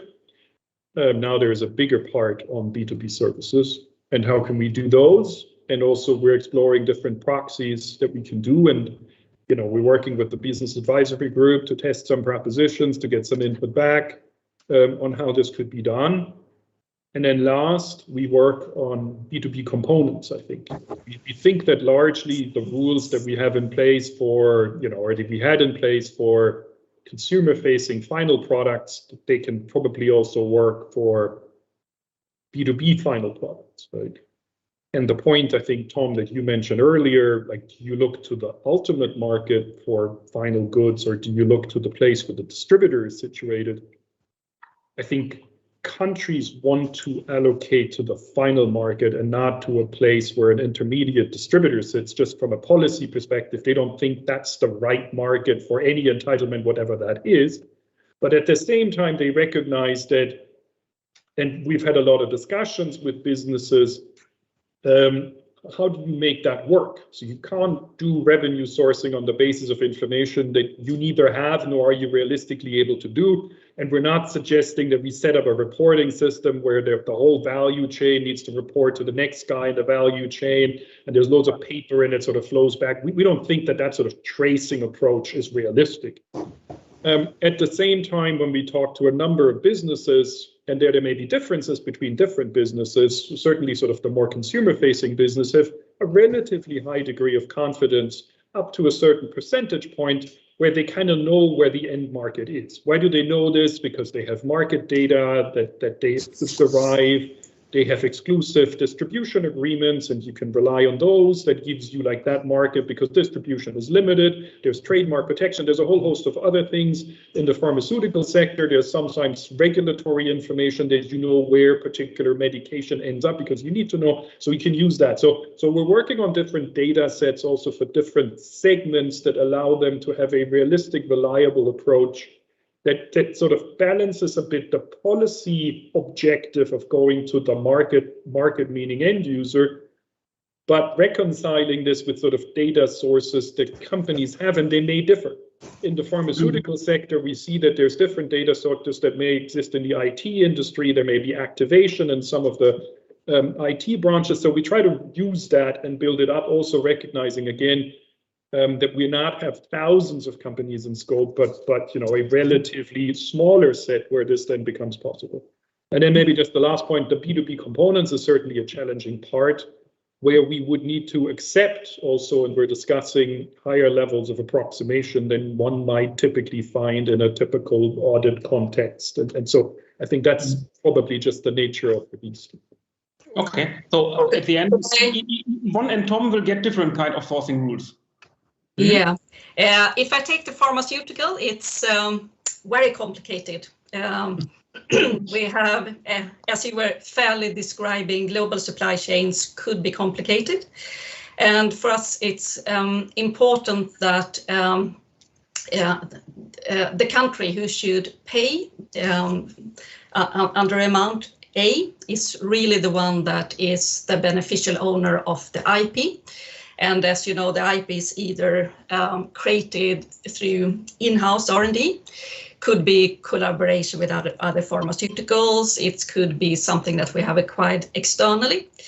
But it's, so to say, today, the tax authorities all over the world are very keen on getting the fair return. So we are already today tracing it very thoroughly because the top number one for the tax authorities to know. So that's why it's important that that is reflected. So it's come from the, so to say, IP owner, the beneficial owner that are really have paid for or being involved in creating the patent. Mm-hmm. Yeah, right. So, and just looking at the time, so maybe a minute or so, yeah, from each of you. Is there anything, yeah, you would like to have to increase the workload for Achim for the next month? So, what is your wish list? What really needs to be solved, and how? Just 1 minute. Christa, yeah, maybe we can start with you. Yeah, well, I think it's very important that the OECD continues and strengthens its analysis of the consequences of the proposals. I fear that many governments may not fully understand the implications of the new rules, and it's not so easy for even for tax professionals to fully comprehend. I think there is a risk of creating new incentives for changing behavior in the corporate sector. I think there could be differences between Yvonne and Tom in this respect. Tom is based in the US. Big countries have high corporate tax rates. Smaller countries like Sweden have a lower rate. And I think what Yvonne pointed to is a risk that businesses relocate activities. If they're going to be taxed where they sell their products to quite some extent, they might relocate business activities and not only R&D to such countries. And that could mean that Yvonne and her company may consider moving to other jurisdictions. Maybe Tom, from a high tax country, will not face the same problem. I would like to ask Achim, what advice would you give a country like Estonia, another high tech country, very small market? They have not really signed off. They only tax companies upon distribution. What is your convincing argument for the Estonians? Maybe that would convince me too. Well, then you're convinced, because Estonia, as far as I'm aware, with Pillar 1 have no problem, and not a single company in scope, by the way, anyway. But it's also that they don't have a company in scope, and then it's good. I mean, I think we should not be satisfied that it's good for everyone just because you're not really included in the framework. We should build a framework that's good for everyone, in the sense that it also can, if you were to be covered, you would still be happy. I think Estonia, but you have to ask them. I'm happy to ask Helen later on, but I think Estonia is happy with Pillar 1. Okay. So follow the lead of Estonia. At least in Pillar 1, we can talk about Pillar 2. Yeah. Okay. In the next 3 minutes. Tom, anything from your perspective? Yes. So once again, thank you for having this conference. It's very important to be able to hear Martin and Achim and others, their perspective on the latest thinking. As I mentioned before, withdrawal of unilateral measures, that's critically important. Clear understanding of the scope and the surrender state, the market and distribution safe harbor, obviously very important, and the dispute prevention resolution is very, very important, and it all needs to be done in a timely manner where both tax administrations and companies can actually comply with this. If it gets rushed, and if there aren't clear details, I think that makes it very difficult for both tax administrations and companies that'll end up in disputes forever if this isn't done right. But we very much appreciate the work that's been done to date, and we look forward to being able to hear more about the thinking going forward. Yvonne, anything to add? Yeah, I would then very shortly summarize that I would like to see more from OECD on how to foster innovation. You have a lot of good studies from other bodies, technology bodies, how to promote it generally, and we all know that it has positive global spillover effect. It's important for the climate change, it's recovery from the pandemic, etc. So I would have liked to see more of that fostering innovation on a, what do you say, national economic perspective. Yeah. Then thank you very much to all of you, for joining us here in the panel discussion. That was extremely interesting and quite helpful for everybody. Achim, thanks for answering all our questions. Especially to end. You might have, or at least I had the feeling, we would like to be convinced by you. And as I said, I like the idea. But I have the feeling that we a little bit fear all the technical complexity which lies behind the idea. And therefore we have a lot of technical complexity in our what I call old school transfer pricing world, which we still have, with all this very detailed arm's length interpretation and something like that. And we have the fear that we put some more complexity with pillar one on top of it, and not getting rid of all the old complexity. That's probably what I hear from a lot of business representatives. So thank you very much, Achim, and good luck for the next month with all this workload, and all this different wish lists you get from everybody. And therefore, Georg, back to you. Thank you very much, Axel. Thank you also to the speakers of this panel discussion for contributing to this conference today. I would now like to hand over to Will Morris, interviewing also Achim Pross on Pillar 2 on the minimum taxation. I have seen Will Morris for a second, and I saw he has already raised his BIAC flag, so he's obviously very well prepared to do this interview. Will is working with PwC, and he's, of course, our chair of the BIAC Tax or Business at OECD Tax Committee, and in this capacity, he will do this interview with Achim Pross. Thank you very much, Will and Achim. Georg, thank you very much, and thank you for organising this, and also to our friends at WTS for sponsoring it. As everybody else has already said, we very much hope to be back in Munich next year, but for the moment we're delighted to do this online. And yes, welcome back to part 2 of the Achim Pross show as well. So Achim, thank you for being with us. So let's get right into the questions. On Pillar 2, this has always been a different project to Pillar 1. Pillar 1, in a sense, was about new business models, even if it has perhaps gone wider than that. Pillar 2 was always portrayed as being a follow-on from the BEPS project. And in that sense, grounded in trying to prevent tax avoidance, and that I think has helped to a certain extent define its contours. Some did doubt you'd get here, and you did. So congratulations. Although, as everyone else has said, also lots more details to come, and in some cases more than details. Still some structural issues to sort out. But let's start with the biggest one, which is the headline rate, at least 15%. At least has become my, I think, sort of key phrase when looking at G20 and inclusive framework documents. At least keeps popping up in a number of different contexts. But was it hard to get to that rate? And to be clear, this is a floor, right? It's not a ceiling, so countries can go higher.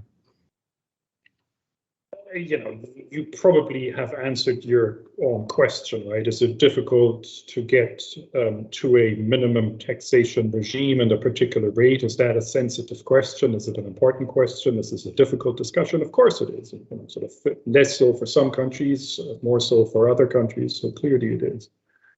And I think, as you see in the at least, there is still some, ongoing reflections. We've had Tom here in a moment talking about, the US side, including, of course, also on Pillar 2.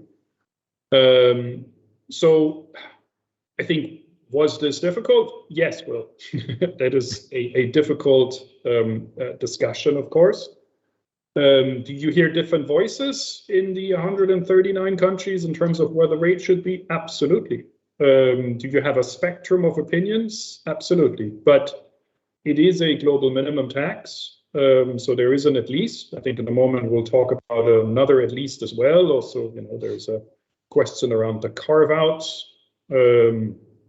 And it's also clear, I think, as I said earlier, it isn't like sometimes people sort of expect that we at OECD sit here and we think about one singular rationale and then we preach to everybody and they all say, well, that's the rationale and now we're persuaded. There's very different stakeholders with different ideas, and you see this in the substance carve out, you see the different dimension, you see the race to the bottom, you see the remaining BEPS issues with people having also somewhat different ideas about what a residual BEPS issue is and what some of the BEPS parts are, recognizing that some of the BEPS actions link to substance, but some of the other BEPS actions, whether it's hybrids or interest limitation, are not built on a substance notion, but on other notions. And so I think that's just the context. Right. Okay, thanks. So let's just bear down on another of those details just a little bit. One thing that appears to have people concerned is about the calculation of the tax base, which obviously is a crucial issue when it comes to working out an effective tax rate and whether or not Pillar 2 applies. And it doesn't seem that it's going to be accounting, so it won't be GAAP or IFRS, nor will it be tax numbers, but rather in what was certainly intended to be a simplification at the beginning, it'll be the audited financials, which are broken down by country. However, these will then need to be adjusted for timing differences and perhaps other items. And I think keeping a third set of books is worrying businesses. Do you have any words of reassurance on that? Absolutely. I'm trying to do my convince Krister show. Now on Pillar 2, Part 2.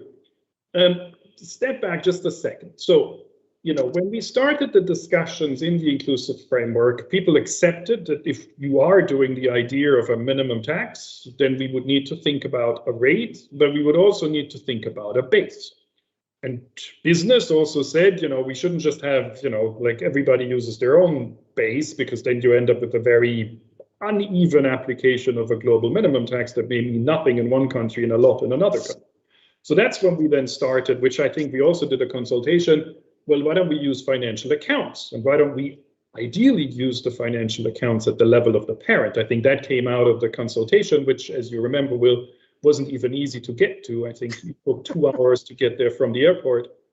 And so I think if you look back to the feedback from that December consultation, broadly, 90% of people said, well, if you're doing this, there's a question whether you do this, but if you do this, then do it on the basis of financial account and do it on the basis of the parents' financial accounts.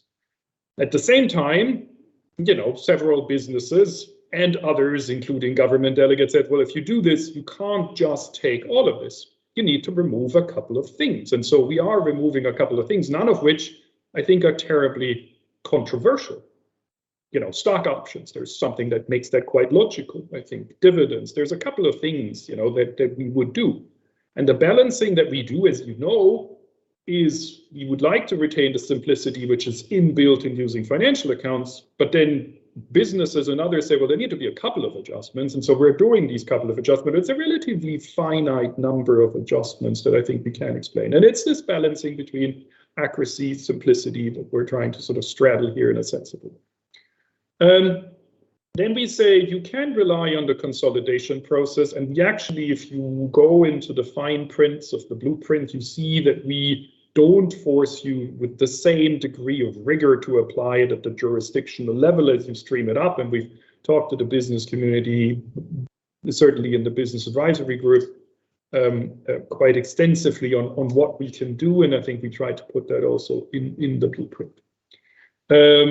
We are still, as I am sure at some point a question will come, exploring how we can appropriately use concepts in accounting, including deferred tax accounting versus carry forward, and what part of that might be possible. I think we've had long discussions with the business advisory group and then also with the working party.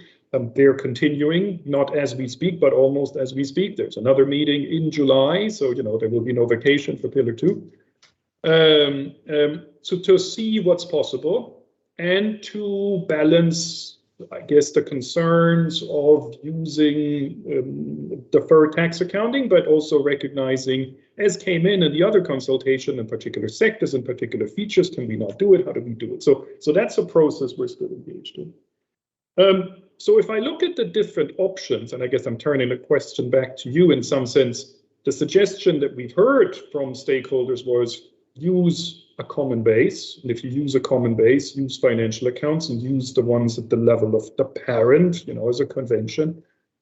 Do make a limited number of adjustments, when we look at the adjustments, and try to be pragmatic in the process, which then also, I guess, feeds into the question, what simplification, safe harbor, and other things we can see. I think we'll talk about that. But sort of looking at the alternatives, we think that we're not in a bad place. We're still, exploring features on timing differences and what use we can make deferred accounting versus carry forward. So there's still an ongoing discussion of that. But broadly, we think we're at least sort of in a sensible place, which is a long-winded way of answering your question. No, that's very helpful. I mean, look, as you asked me a question, I'll answer it. I'll try to. Which is, I think taking the financial accounts does sound like a good idea. I think the question comes, how many adjustments do you have to make to that? And, I think the closer we can get to deferred tax accounting, then the better off we're going to be, understanding that there will be one or two changes. But, and this is the issue, I think from speaking to governments, there is a concern which the business community should be fairly easily able to allay, which is that actually deferred tax accounting gives businesses so much freedom to decide, when an item's going to come in, when an item's not going to come in, how long it takes. Actually, the accounting rules are very strict on this. And I think, maybe just a little more discussion of that could set some governments' minds at rest. Anyway, you mentioned simplification. Let's talk about that just very quickly. Before we did have sort of the most vocal spokesperson for deferred tax accounting speaking directly to the working party. So at least we're facilitating that dialogue. And I was delighted to put her in your way. So, but let's talk about simplification. Are the mechanics?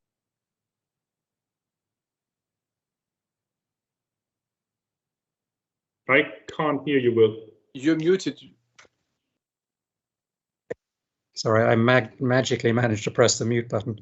Talking about simplification, just very quickly, are there mechanical ways that could be that this could be done? I mean, there is talk in the blueprint and elsewhere about using CBC numbers, for example, maybe with some uplift to give countries some type of satisfaction that it's roughly in the ballpark, and also perhaps allowing some countries to exempt other countries. Are there possibilities there which are being worked on at the moment? The short answer is yes. It's not a very satisfactory answer, so I expand a bit. I think we are looking at certainly 3 dimensions still. I can't tell you what's going to come out. I can just tell you that it's still under active discussion. There's the de minimis amount, sort of, can we have where it's very small, you don't have to do it. There's a question, well, if there is a de minimis, what is the number? Is this a useful number? Is it a relative concept? Is it an absolute concept? Is it a combined relative absolute concept? And if that was the case, maybe, do you just have an absolute concept? So there is an active discussion of the de minimis feature, and you will have also seen that on the slide or on the statement that the de minimis is there. There is the CBC safe harbor discussion ongoing, where, thanks for all the input. What can be done? There's the question on, you need to create a buffer. And there's also the question, I think, on, do you do unadjusted CBC or not? And of course, there's a carryover question to the deferred tax accounting, because, as also businesses represented, if I want to track my losses going forward, if it's not in a deferred tax accounting, like, how do I do that? And can I then actually benefit? So I get this nice little safe harbor, but it doesn't actually do anything because I still need to track all the tax attributes, and so I can't benefit. And so we're trying to also work through with the business advisory community, that you don't create a safe harbor where business then comes back and says, well, that's very nice, but it actually doesn't do anything for me. So there's this dimension in the design and the thinking through, but there is also the point that, sort of at what point where we're also in discussions, if you had to make adjustments to what you do for CBC, is there still a benefit, or do the complexity and the cost of making adjustments sort of undo the benefit that you would otherwise get? So that's a live discussion. And then there's also, I think, the point that more broadly speaking, I think we can also think through, that we need to avoid circumstances where, you know, you kind of know beforehand that for this particular jurisdiction, you know, you're never really going to be in the min tax, and you really need to do a complicated calculation every year simply to prove something we all know.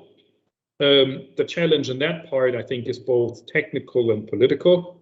Like, how do you do this, and sort of what sort of process do you do this so that people have confidence in this process, that you don't make this process political, where maybe two particular countries, because of other connections, might, you know, sort of feel that that works.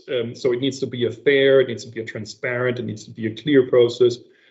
And then, of course, technically also, you know, looking at a tax base and comparing a particular country's tax base with the globe tax base, you know, is not an easy exercise. And so how does this be done? But that's something that we're still looking at. I personally like it a lot because it would be the biggest simplification that you can think, because it would effectively say, look, you know, we've looked at the tax base, we've compared it comprehensively, and either we conclude in all circumstances where you operate in this jurisdiction will you have the min rate, or you were to conclude that in all circumstances except one or two, and then you can focus on the one or two. That would seem to be a sensible thing. So we're working through this in the working party, you know, what can be done. Again, like, we're trying to facilitate the dialogue. Ultimately, of course, it's the member countries that decide on these questions. But I think there is a recognition both on the tax administration side and certainly from the business side, where we hear that we should be avoiding, we need to be avoiding to create these sort of paperwork that doesn't do anything, where we just prove through comprehensive filing processes something that we already knew. And it's a question not so much of whether we should do this, but how can this be worked, and is this reasonable? Can we do it? So that's what we're trying to do. Great, thanks. So I want to be respectful of time, so I'm just going to ask one more question as opposed to the five that I really want to ask. But here is the one, and maybe Franz can pick some of the other ones up as we have the panel discussion. The carve-outs. The carve-outs are of great interest to everybody, particularly in some cases to a US audience, which is looking at a GILTI, which may actually bear a very different shape. What it says, this is another of the at least 5% of the carrying value of tangible assets and payroll will be carved out, and 7.5% for the first few years. So again, firstly, does this mean that the exclusion could actually be higher than 5%? That does seem to be the implication of at least. And are there other items which might be added in? R&D has been spoken about, because there do appear to be concerns from some countries about their incentive regimes. So any comments on that would be great. Yeah, I think at least means at least. Now on R&D in terms of the categories, I think that the categories you see there are relatively stable. And, you know, we've had discussions in the working party over 18 months, certainly, in terms of, like, you know, what a carve-out could look like. We have looked at R&D, we've looked at FHTP, we've looked at a whole host of things. And when I mean we, the working party, you know, the secretariat is nice, but what you really care about is the government delegates in the working party. So we think that a significant part of R&D is actually headcount, and in some sense, you know, indirectly, that is in the carve-out. Much of R&D is actually people. So in that sense, I think it's picked up. Separately, trying to define R&D expenses in the previous discussion, and I think we've had this already at previous public consultation, raises a number of challenges. You know, associating R&D expense with a particular country, given that you have a jurisdictional expense approach. Is it where you incur the expense? Is it where the people sit? Is it where the DEMPI people sit? Like, how do you bring this in a system that's meant to be somewhat mechanical and it's jurisdictional? Then what's the definition of R&D?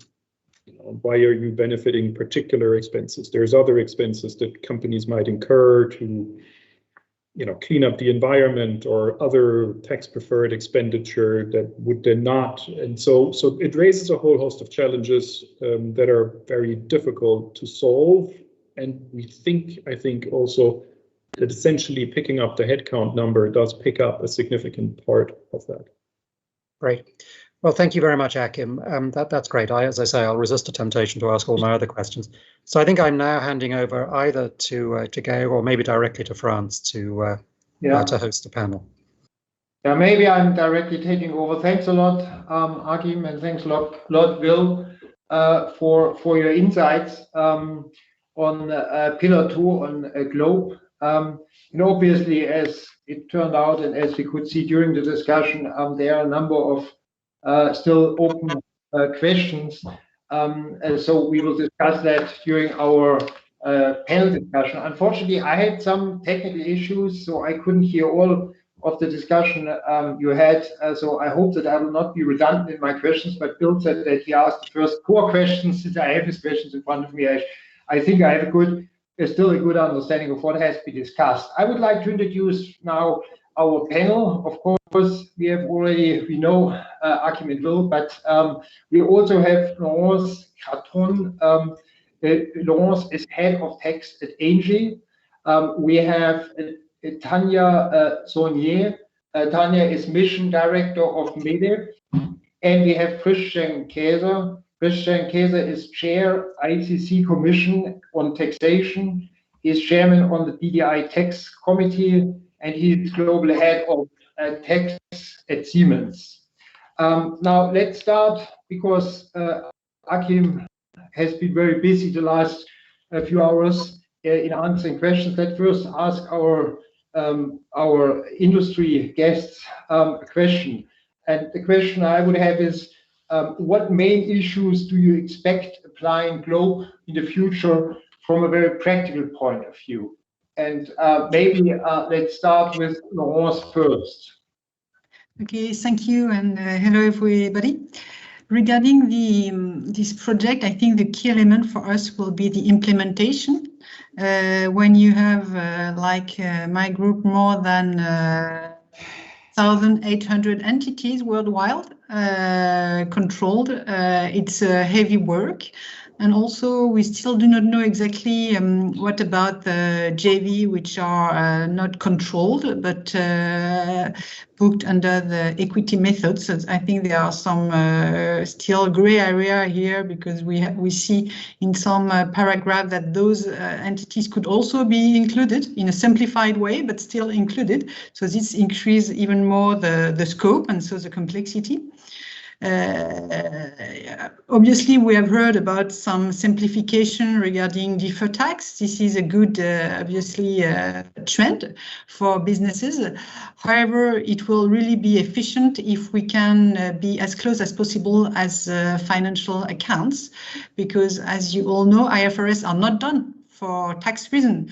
IFRS do not look really at entities. They are global, and the way it is organized is really far from the legal and the tax constraints.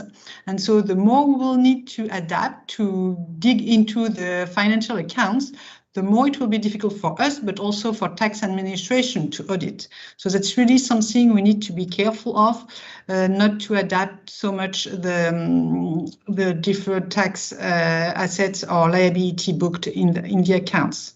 Another element which is still quite uncertain indeed is the simplification. We are obviously in favor of the de minimis, not so much because it will change the amounts, but because it will change significantly the workload that could be on our shoulder.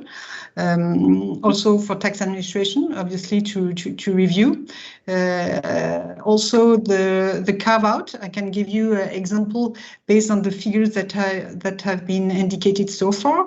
We have, for instance, in our group some networks, cooling and heating networks. So those are pipes underground. You can see it is everything but profit shifting when you have such kind of activity in some islands which have a low rate.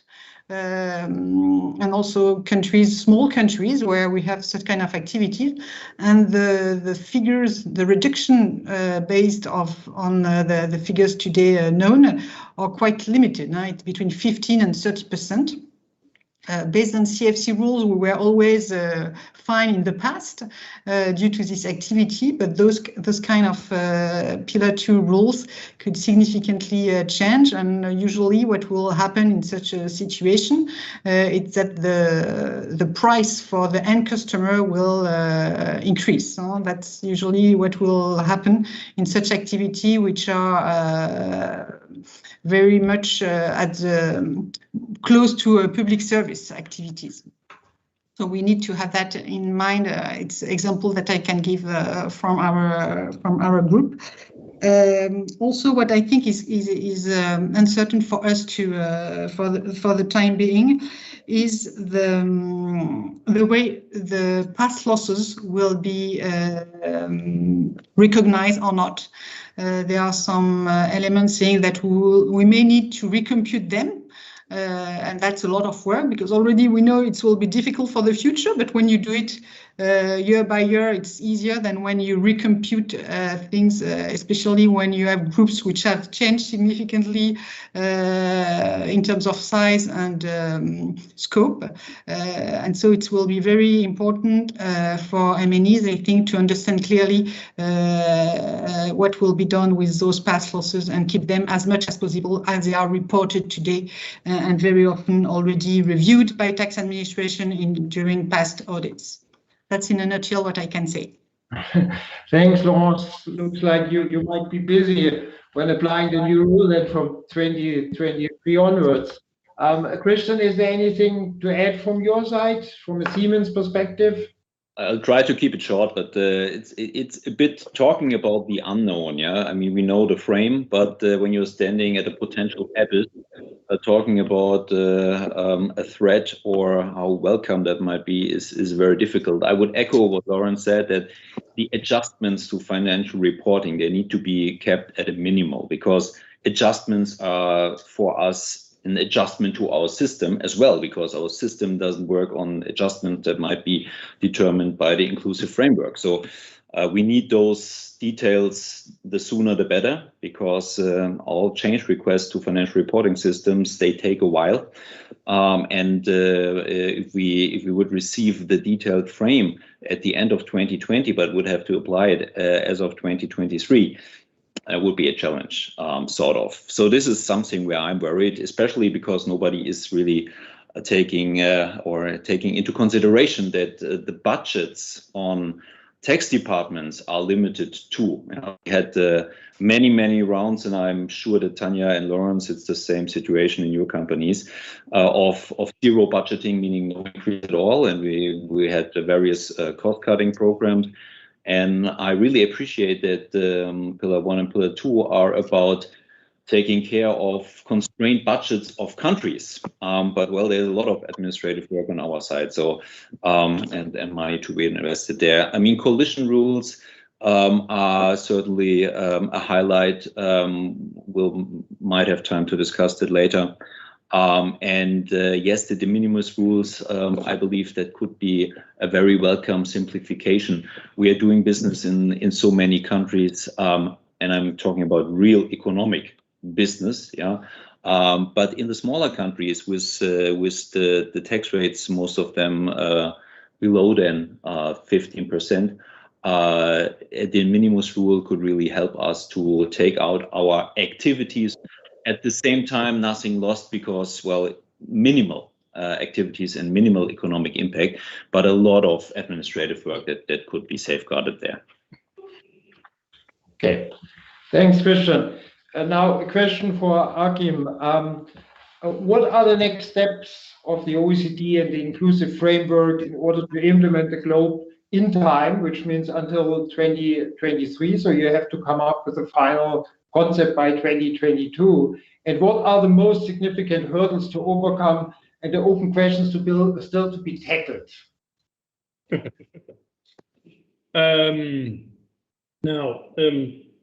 First of all, thank you, I think, on the comments, and sort of those are on our list, including also that if you need to make adjustments to financial reporting systems, then you can't just switch a button and have the data. I think that's understood. We've had, and maybe that's somewhat different in the Pillar 1 versus the Pillar 2.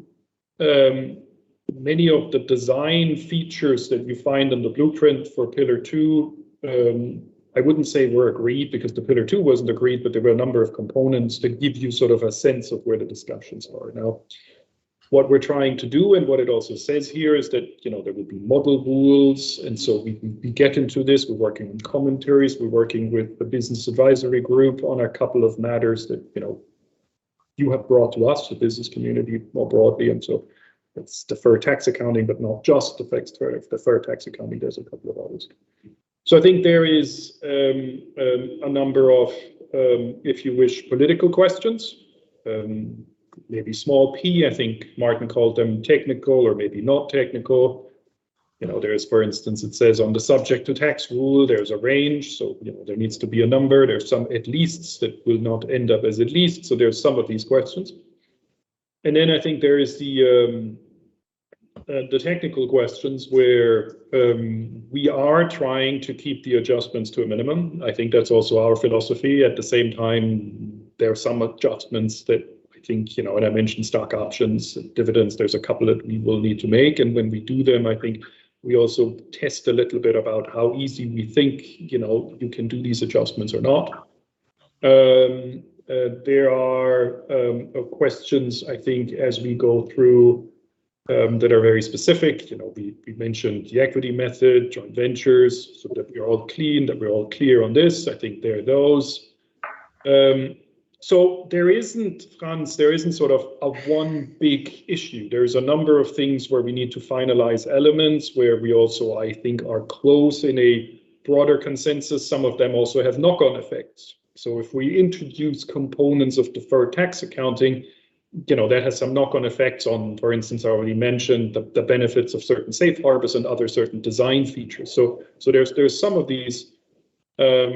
But the technical work, I think, in the working party is otherwise quite advanced, and I think also draws heavily on the blueprint.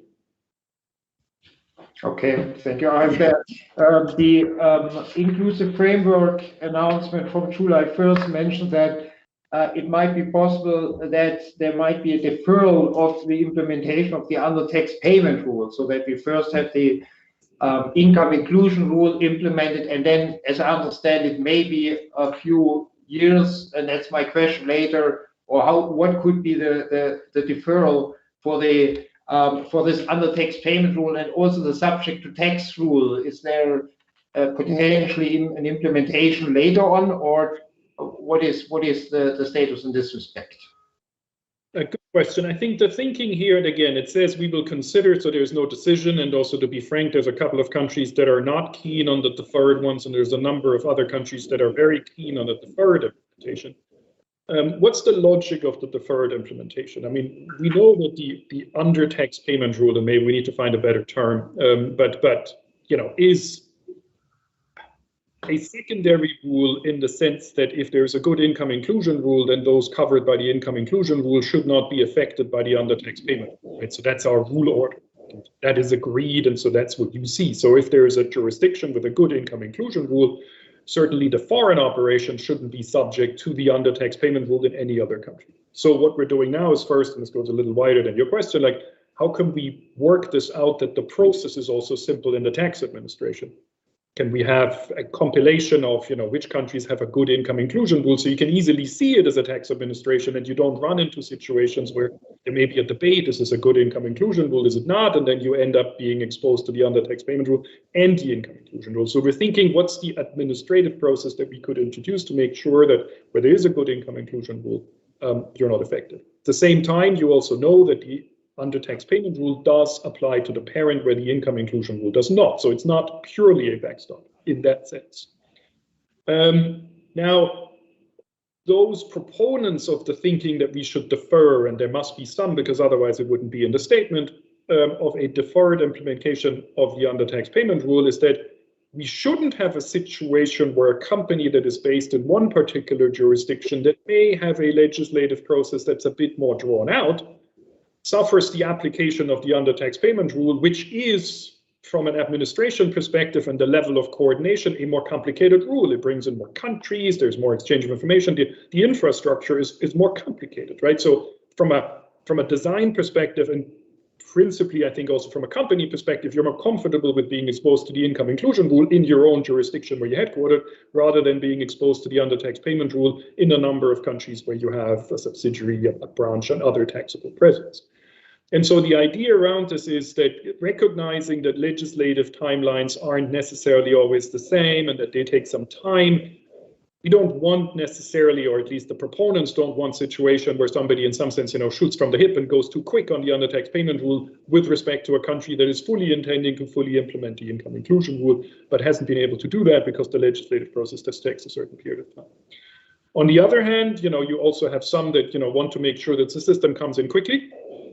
And so, the incentive and the driver is also they don't want to have any competitive disadvantages by introducing them, and then there's no sanction, and if you wish, or no application of the undertax payment rule. So to make a long story short, it's under consideration. So we need to see how this goes. You can see the arguments for why you would want to contemplate this, and the arguments also that say, well, even if you did this, then it shouldn't take too long. So I wouldn't expect that there is a very long, extended, many years period between the two, if in fact we in the end do have a delayed implementation of the undertax payment rule, which, as it clearly says, consideration isn't yet agreed or so, but under discussion.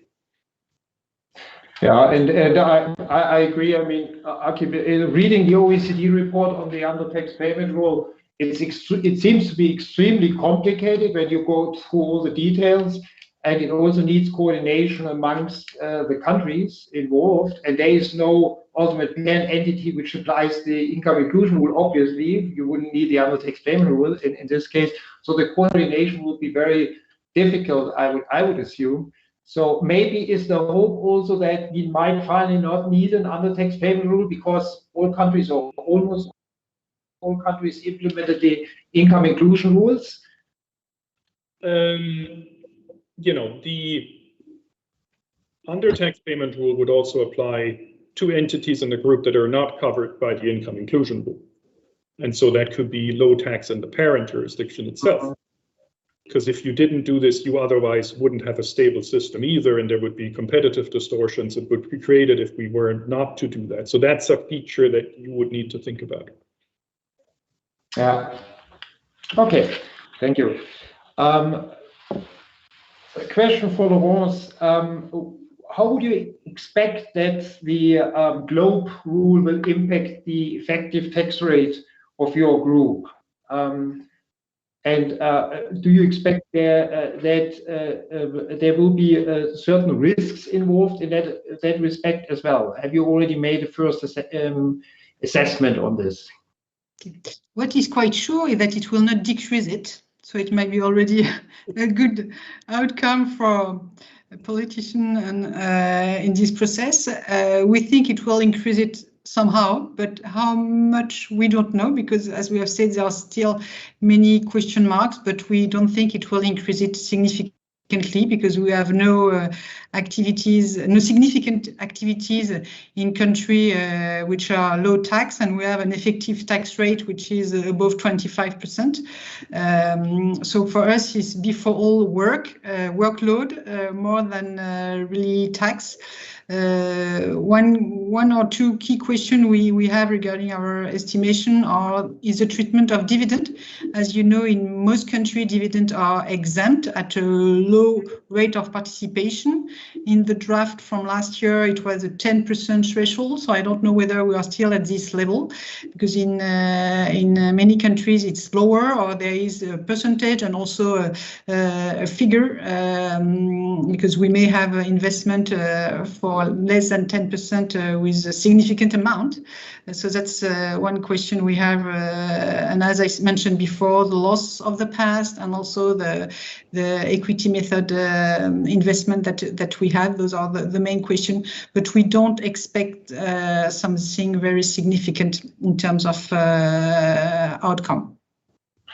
I mean, Laurence, I would expect in the short term, probably the effective tax rate will increase, but I could also imagine that tax rates might go down to 15% in the future of a number of countries, because that's a kind of safe harbor tax rate, and you might be in a competition, or countries might be in a competition, but that's something we will see. So, but that, I guess what we don't know is what will be the reaction of the states which have a low rate, and that's also something I think to take into consideration in the implementation. When we say 23, it's a very short period of time, and if, as I understood at the beginning, this Pillar 2 has the intention to modify the behavior of states with a low rate, we need to let to those states also the time in order to adapt their legislation if we want to have a behavioral tax. Because obviously, I think those states logically will increase, and this is not done in a few months. So on our side, businesses, it's important to have enough time not only to implement, but also to have software, also to have a forecast. As you know, we need to have forecasting groups, and so we need to know quite early in advance what are the rules. At the present time, for instance, we have some discussion regarding modification in terms of e-invoicing. For that, we have something which is much easier to do. We have quite states take into consideration, in some cases at least, the time we need to do so. And here to have that in 2023 is, I think, difficult for a good reaction from states and difficult for business. And I think also that since the rules are very different from what has been done so far, you need to have in mind that we need to learn, and then to train people, to train accounts. So it's a tough work. It takes time. That's important to have in mind. Yeah, thank you, Laurence. Now, the objective of GLOBE is, on the one side, to stop the race to the bottom of tax rate of countries, and on the other side, also to reduce profit shifting from high tax countries to low tax countries.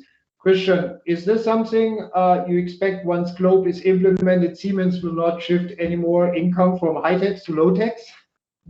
Well, that's when I'm going to retire. No, actually, I mean, this is something what you read in the media all the time. And we already had some inquiries from journalists where they said, now with Pillar 2, are you going to reallocate from low tax havens profits back to Germany or somewhere else? And we would do so if there would be anything to reallocate. In Germany, since 1972, we are having a very strict CFC regime. So the low-hanging fruits that maybe for multinational enterprises in some, I'm not saying many, but in some other countries where they are headquartered might be available or have been available, we never had them. So it's not that we are having insurance companies on the Caymans or what have you, because that already would have been subject to CFC taxation. So what we are having is operational income. And honestly, we are still selling our products in Kyrgyzstan or Ireland. So I'm trying to think about countries with a tax rate lower than the 15, Qatar, Bulgaria, and what have you. We absolutely continue to do business there and sell our products. And we're not going to change that. And reallocating profits, yes, there is a reallocation of profit, but that's Pillar 1. And I think that's totally okay. And we have to do that. So there will be no reaction. And similar to Laurence, well, there will be, from my expectation, certainly no decrease in the effective tax rate if you carve out potential rate reductions by some countries. How much of an increase? Honestly, I'm not expecting a lot of an increase, because in those countries which are having a lower tax rate, our business in percentage of our total business isn't that big, and then it's only a top-up tax. So it's not, if you look at Ireland, it's not that it's being taxed at the German tax rate, it's being topped up from 12.5 to 15. So honestly, it will not be that much. We haven't fully tried to model it yet, because we would wait until we see more of the details for a real modeling exercise. Yeah, so it's very high level, but it will not have a significant impact on us. Okay, thank you for that insight, Christian. Now, there is a kind of, next to the income inclusion and other tax payment rule, there is this subject to tax rule, which is part of the GLOBE. And Tanya, you have made some thoughts and you have discussed some issues in your country, in France, and I think you have a question in that respect for Achim, so please go ahead. Thank you very much, Franz. Yes, indeed, I have a question for Achim on the STTR rule. But just before on this latest conversation, I would just like to add another issue that we are concerned of for the implementation is the situation of mid-caps, because we have a number of mid-caps. Many of them are family-owned groups, and these are not well equipped at all. They don't have resources to implement such a huge project as Pillar 2. And in fact, the 750 million threshold, that's quite a low one. So we have a number of these companies which are going to be pulled in Pillar 2, and this is an area of growing concern. So maybe this is something that the IF should think of and maybe adapt the rules so that they get pulled in Pillar 2, but maybe as a second step. On the STTR rule, we read from the Inclusive Framework Statement that this was an important part of the consensus, especially for developing countries, which we understand, we hear that. But we on the business side are very concerned about the STTR rule because we believe that this has the potential to disrupt some of the very legitimate situations, the cross-border operations which are carried out only for business purposes. We would like to understand how this rule is going to work. So maybe can Achim clarify whether if a given jurisdiction is required by a partner jurisdiction to implement the STTR rule, is this jurisdiction required to do so, and how is this intended to work? Another point I would like to make is that we need a coordinated approach, of course, on this STTR rule. We read in the blueprint that there may be an exclusion for low return payments. This is, of course, very important for business because STTR rule is not a right to renegotiate treaties. It is meant to target certain very problematic situations. So how is this low return payments rule going to work? Are they going to be agreed percentages at the level of the inclusive framework? Will there be a coordinated approach? And of course, last thing, we ask for the deferral of the STTR rule for the reasons that have already been said. The complexity already of implementing the income inclusion rule, that will take tremendous resources for both M&E groups, but also tax administrations. So maybe Achim, you can reassure us a little bit here. Thank you. Yes or no, to keep it interesting. No. I think one, it is 139 countries, right? And you know that with respect to taxation at source, many of those 139 countries just have very different views from the ones that you would be representing, and that's fully accepted. At the same time, when you try to get stable rules, you bring everybody. This is a group where we seek to get consensus, including also consensus on the rule order of the income inclusion rule and the undertax payment rule and the subject to tax rule. And so that, these rules, don't just are a piece of paper that we sign up and we do the opposite, but that you actually have buy-in from the different countries on the common building that we build. That's just to say we do need to get our heads around, sort of some of those propositions that may not be typical for the audience that we have here today, but are very strongly felt amongst a significant part of the community that you find on the map behind you, Tanya. And these are also sometimes, expanding markets where businesses of interest to operate under stable rules and ideally standardized rules.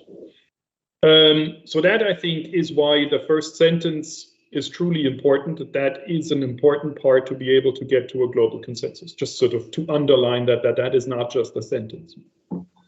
Important is also that the subject to tax rule is not an effective tax rate concept, but a nominal, a slightly adjusted, but essentially a nominal rate concept. The suggestion is also that you would need to include such a provision in a bilateral treaty where you have one, not negotiate a bilateral treaty and then exclude it, but a bilateral treaty where you have one. If there is a level of taxation with respect to covered items of income that it's taxed at below the nominal rate to be specified. So looking at Christian's, whose tax system domestically, at least in Germany, I know, I don't think there is any nominal tax rate that would be applicable to any of these payment streams in Germany, and I'm just picking this because that's what I know, where this would be relevant, right? So it's a nominal tax rate test. So I think that's important. Then on the covered payments, it's interest, royalties, and as you can see, a third group that we're still working out. And of course, you're particularly interested in that third group.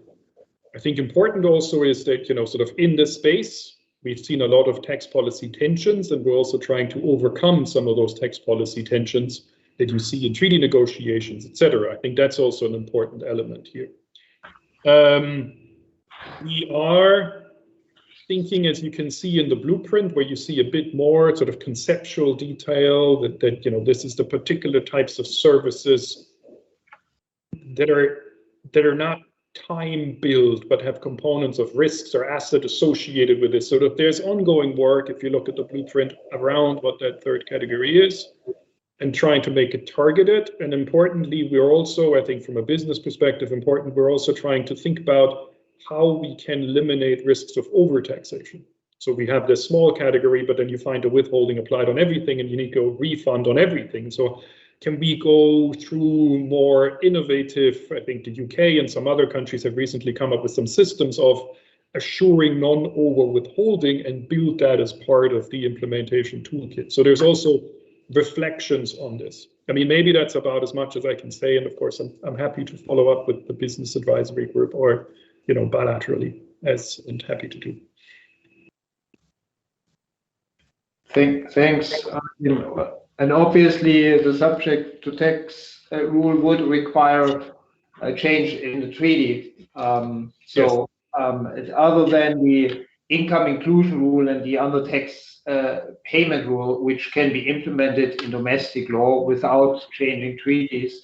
And that brings me to my other question, which is, since we can simply implement the concept of the income inclusion rule and the under tax payment rule under our domestic law, and if there is no overarching treaty above that implementation regulating how to implement rules exactly, how do we ensure that this will be consistently implemented and interpreted and in the future to avoid disputes, double taxation, and the like? Yeah. I mean, first, I think in starting with the STTR, the subject to tax rule, and then going into the global rules. I mean, the basic sense also from the proponents of the STTR, which is now in the package, is, if in a treaty situation I cede taxing rights on the assumption that there would be a certain level of taxation, but that level of taxation, nominal here, does not arise, then I should be able to take back the taxing right that I have ceded without having to go to the nuclear option of terminating the treaty. So I think that's the policy concern, and I understand that policy concern. Not that it matters that I understand, but just sort of, to get that, also out here. Then in terms of the implementation, Franz, as you ask, one is, I think, as it says also in the statement, we will develop an implementation tool for the subject to tax rule, like how this can be done, like an MLI style process, so that facilitates the implementation of this. In terms of timing, of course, given that that does need to go into a treaty, that it requires the change of a treaty if it has an effective date, even if we're the fastest in the world, and we try to be the fastest in the world, you would probably be suggesting we're trying to be too fast, but we're trying to do that. Even then, there would be a natural timeline involved in changing a treaty and seeing the process through of them. On the globe rules, I think it is true. As you can see, for instance, in GILTI, that's domestic legislation. So clearly that can be done by domestic legislation. Right? And so you do not need a multilateral treaty to change your, if you broadly see this, we have CFC rules, you can think about the income inclusion rule as a variation of a CFC rule, or not. But that is something that you can do through domestic law. There's questions, of course, whether, in the EU context, sort of what you do as an implementation model in the EU context, and that's certainly a question that, many commentators have picked up. We do, however, also, and that's carefully crafted language, Franz, in the section on Pillar 2, and I'm trying to find it now, have some language on implementation,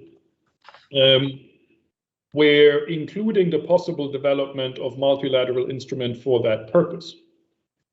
And so we will at least look at whether there's things that we could do to facilitate the operation of these rules. And there, I guess, we're more thinking of the under-tax payment rule, because largely the income inclusion rule will be applied at the level of the parent. We need to respect rule order, because there are certain minorities, split ownership rules, so that we don't have, at different levels, the income inclusion rule applied, so that everybody in the corporate chain apply the income inclusion rule. But there's also questions that we can do in the application of the under-tax payment rule. So it's something that we're looking at. Apart from this, of course, as I mentioned before, we're looking at processes where we have some collective recognition about income inclusion rules that then would mechanically deactivate any under-tax payment rule, because you can easily see it, so that would facilitate that.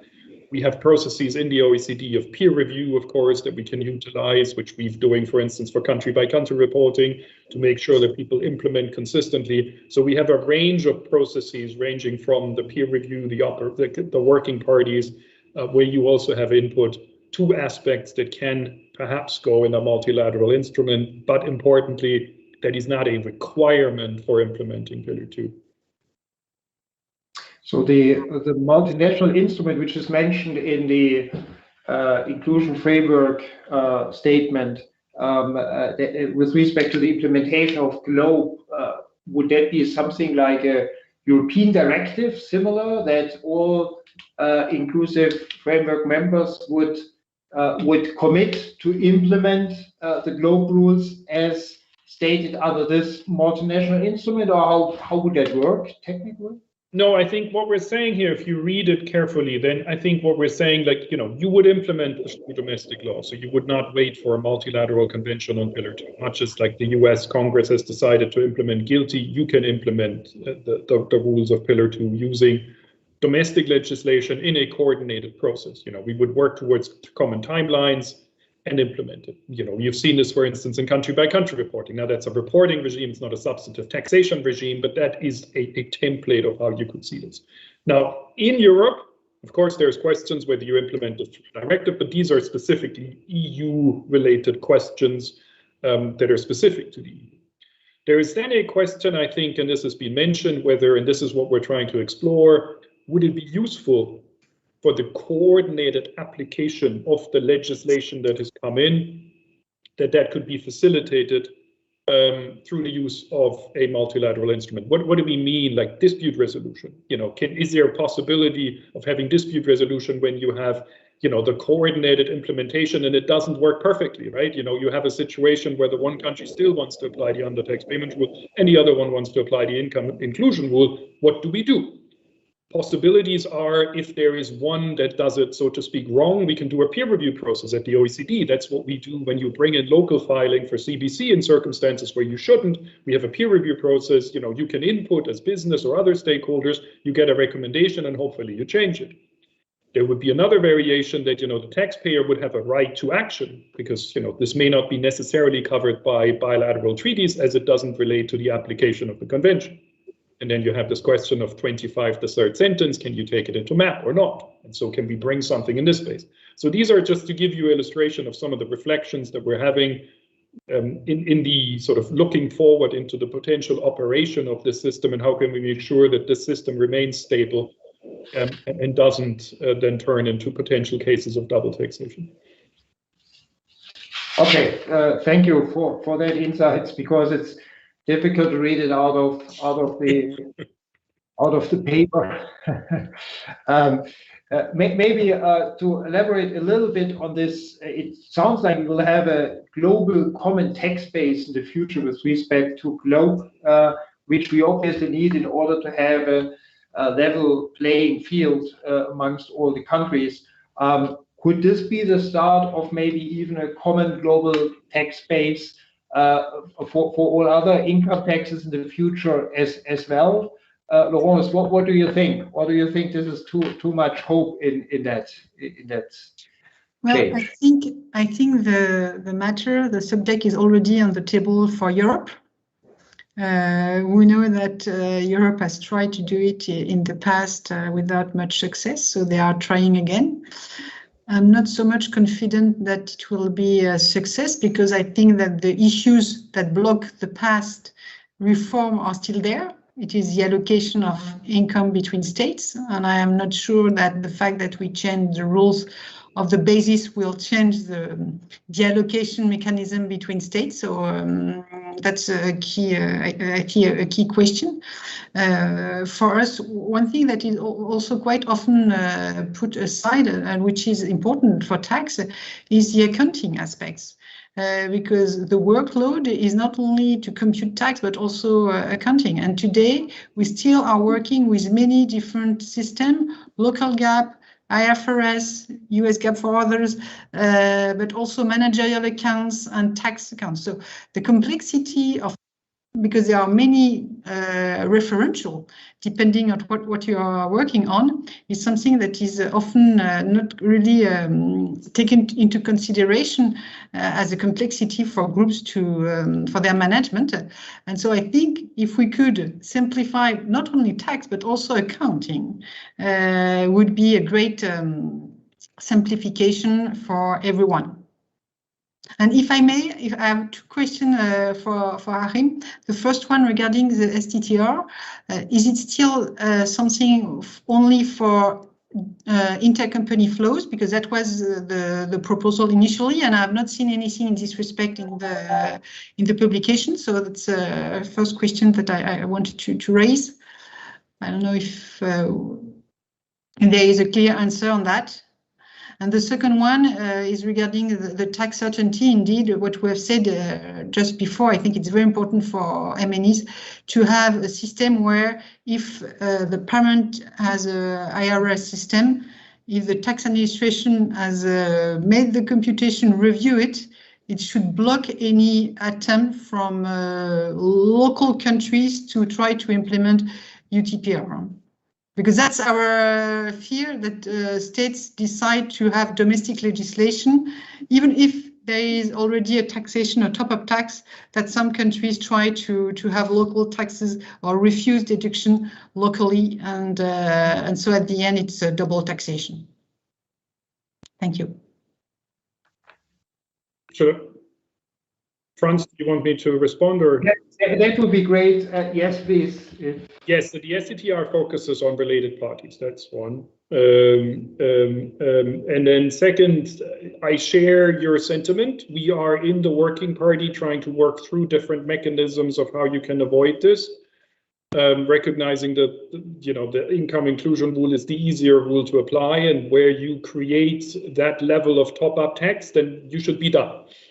And there's different ways that we're trying to explore of how we ensure that then there is no undertax payment rule, including also, you know, possibilities I think that we've mentioned before. We need to see it that, you know, we essentially would have a compilation of good income inclusion rules that then would de facto automatically deactivate any attempt of applying an undertax payment rule at the same time.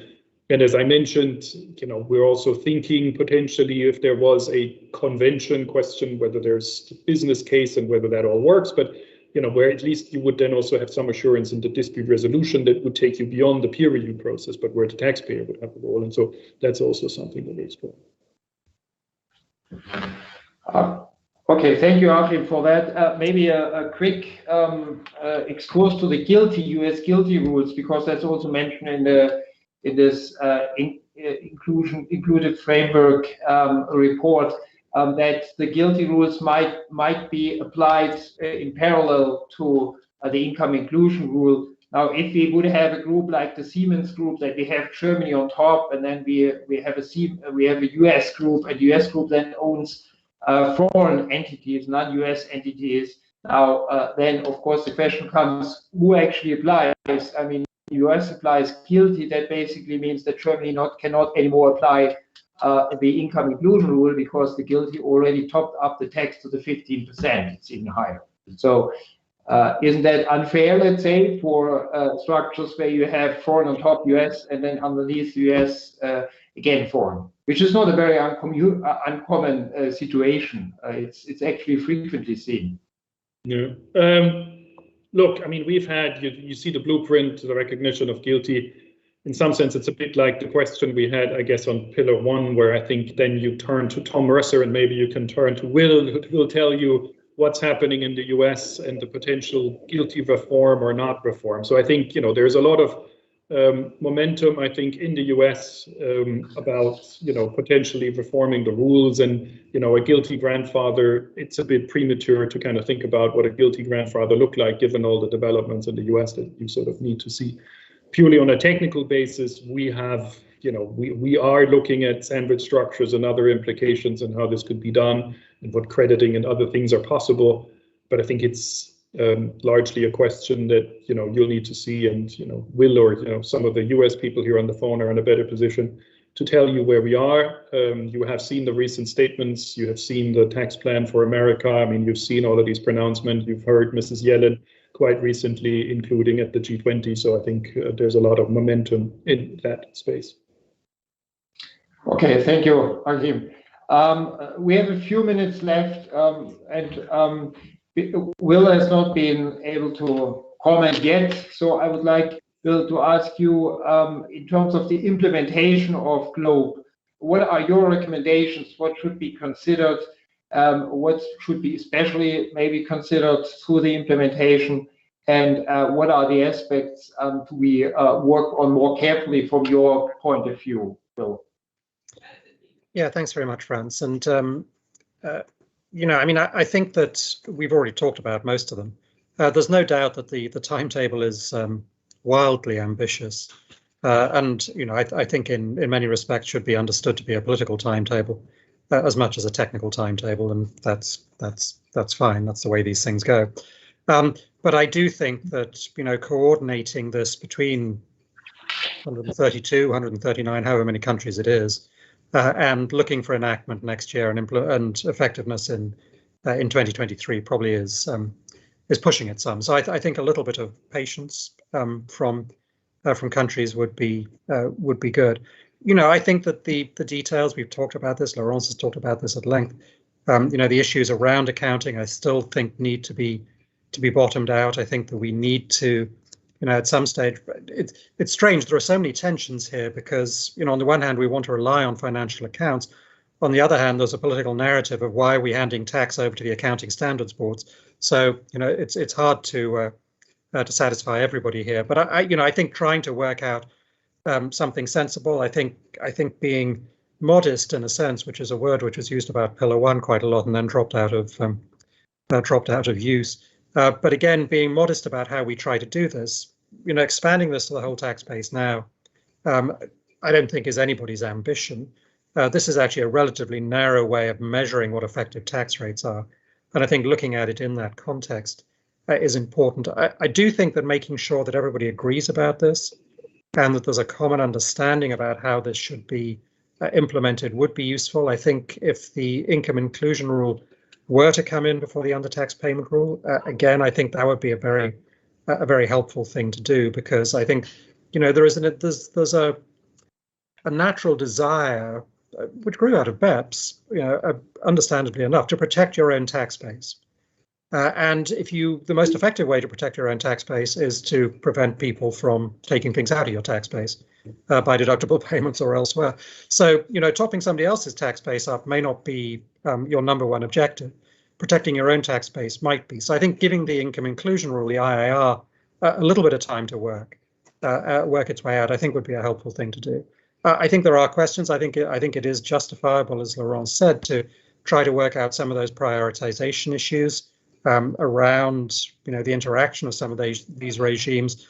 Achim told me never to use the word grandfather, and then he used it, but coexistence apparently is the term of art. You know, coexistence of guilty with other regimes, but equally we'll have to see how guilty works out in the US. There's still a lot to go there. So I think, you know, being very careful about this, really getting business involved, which the OECD has done through the bags, and I would encourage anybody listening to this to reach out to those business advisory group members on Pillar 1 or Pillar 2, and, you know, try and talk those things through, come through BIAC, come through whomever, you know, to make sure that these things actually work. Because as I say, it is in the end a politically driven project. It's up to us, those of us on, you know, in this conference, on this call, to make it work technically. And I think that there's a lot of stuff that we can do cooperatively to help make that Thanks, Will. Christian, I mean, it wouldn't be a recommendation to drop the CFC rules, since we now will have a minimum tax, a globe. What do you think about that proposal, Christian? I'm in for that, absolutely. I mean, not a surprise to you, I guess, Franz, right? There are a couple of things that we might consider to drop, right? I mean, if you look at Pillar 2, this is the archetype of BEPS, sort of. So all the other things we could give up and simply live with Pillar 2. That would be a big step towards simplification, and honestly, certainly would help us to welcome Pillar 2 all the more. Is it realistic? I don't think so, and that is why I've stressed it earlier, why I believe we need some sort of certainty, and I'm afraid that given the hurry, right, and the extremely tight timeline, those rules will be worked out. There will be some conflicts. There will be some areas which might be misinterpreted or differently interpreted by the countries and the various tax administrations, which then finally will lead us into double taxation, maybe even triple taxation, right? So I would call for something which is in the tax arena a very rare, if not impossible thing, and this is to be agile, right? I mean, this all started with the taxation of the digital economy. And if you look at digital business, agility, being agile, is an extremely prominent term that's being used there. Under the rule of law, you can't be that agile in drafting and implementing tax rules, but we need some, I would say, some link, something in a MLI or whatever will be the basis, which will open the door for unintended conflicts, or the resolution of unintended conflicts, which simply we will not be able to foresee all of them. So there needs to be some agility and a quick resolution to certain things that we will not be able to foresee. Achim, isn't that a nice idea? A good idea? I mean, if you talk to me, I mean, like, don't try to persuade me on the tax certainty agenda. I'd be very happy to do this for intended and unintended. I would even make it broader.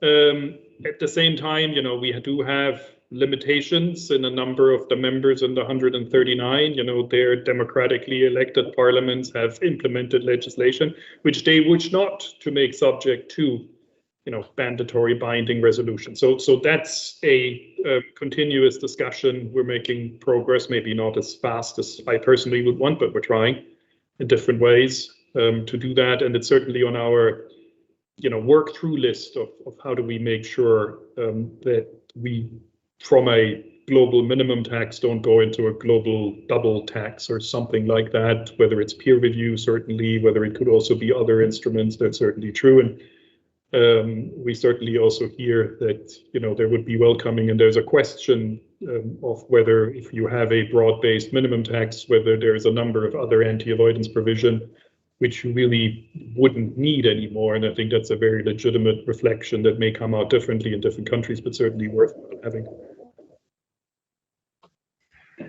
Ross, from your perspective, any recommendations? Yes, perhaps just to make a comment on what we have just said is at least it should be more efficient than the MEP, which is too long. I think from a business perspective, we see how much time it takes to get an agreement between states. I'm not even talking about arbitration. Pure MAP is really a long process, also because tax administration do not have the resource. We are talking about, Christian was mentioning the issue of the resource for business to implement all those new rules. It will be a concern for us. But if at the government level, in the tax administration, there are not more people to manage those new rules, whatever the legislation is, it will never work in a way where in less than 6 to 12 months or 2 years' time you will have the answer. So that's really a question in many for many matters. The resource at the level of the tax administration to make things work properly, and also to have answers on our side if we have questions for tricky provision in tax code. I think this is a very important point. Thank you, Laurence. Maybe with this, Tanja, any recommendation, last word from you? Yes, maybe just one, echoing what Will has said previously, and also Christian. I think we fully get that this timeline, the 2023, is probably more of a political timeline. But then it's going to be difficult for governments to implement the law. It's going to be difficult for MNE groups to launch the processes. We know that these kind of projects are only launched once full law is already published and adopted. IT budgets, they are only voted and agreed in MNE groups when there is final law. So this is really challenging. So maybe, and Achim, you will not be surprised if I mention maybe there's a need for some kind of soft landing. I know this is a forbidden word as well, but I will say so anyway. Or maybe we need for the first year or the first 2 years to be on a learning mode. Thank you. Thank you, Tanja. And with this, first of all, a big thanks to Achim for you must be exhausted. We have really challenged you quite a lot with all of our questions. Thanks a lot for answering our questions on Pillar 1 and Pillar 2. That's really wonderful, great insights. Thanks a lot for that. Special thanks to you, Achim. And of course, thanks to Tanja, Christian, and Will as well for this panel discussion. And with this, I would like to hand back to Georg. Thank you very much, Franz. Thank you very much to the panel. I think it has become clear how much work has to be done in the future. I mean, it has been said 2023 is more like a political timeline. And what I thought when I listened this afternoon, that it's really amazing how you, Achim, and the whole OECD keep the world in suspense since many years now. And every year, it's like a cliffhanger when this conference ends, and we start thinking about what will happen until next year when we meet again. So thank you very much, Achim, for this afternoon, for being with us and answering all of our questions. I know it has been a long time, 2.5 hours in a row, and so our really biggest thanks goes to you, and of course to Martin for making this conference possible, because without you it really wouldn't have been that interesting. Thank you also to the audience for listening so patiently. Thank you to WTS for sponsoring the event once more. Although, of course, this year, no conference room, no catering. It has been a lot cheaper than in previous years. But I hope very much that next year it will again be more expensive for the sponsor, and that we can all meet in person again in Munich. That would be really great, because I must say it's really more fun to do that in a conference room. Maybe to have lunch together or pre-dinner or whatever. So the idea probably, as we can see, the technique has worked quite well. By the way, thanks also to the technicians for doing the work in the background. The idea would be probably to do a conference that would be on the spot in Munich, but also broadcasted like today. But this, of course, needs people coming to Munich, because if we then have an almost empty conference room, that wouldn't be really fun. So I hope it will work out, and we will have a bigger audience through broadcasting on the net, and still enough people to have fun in Munich. So thank you, everybody, to all the speakers, you especially, Achim, and hope to see you again next year in Munich. Probably it will be at the end of June 2022. Thank you very much. Bye bye. Thank you. Thank you. Bye bye.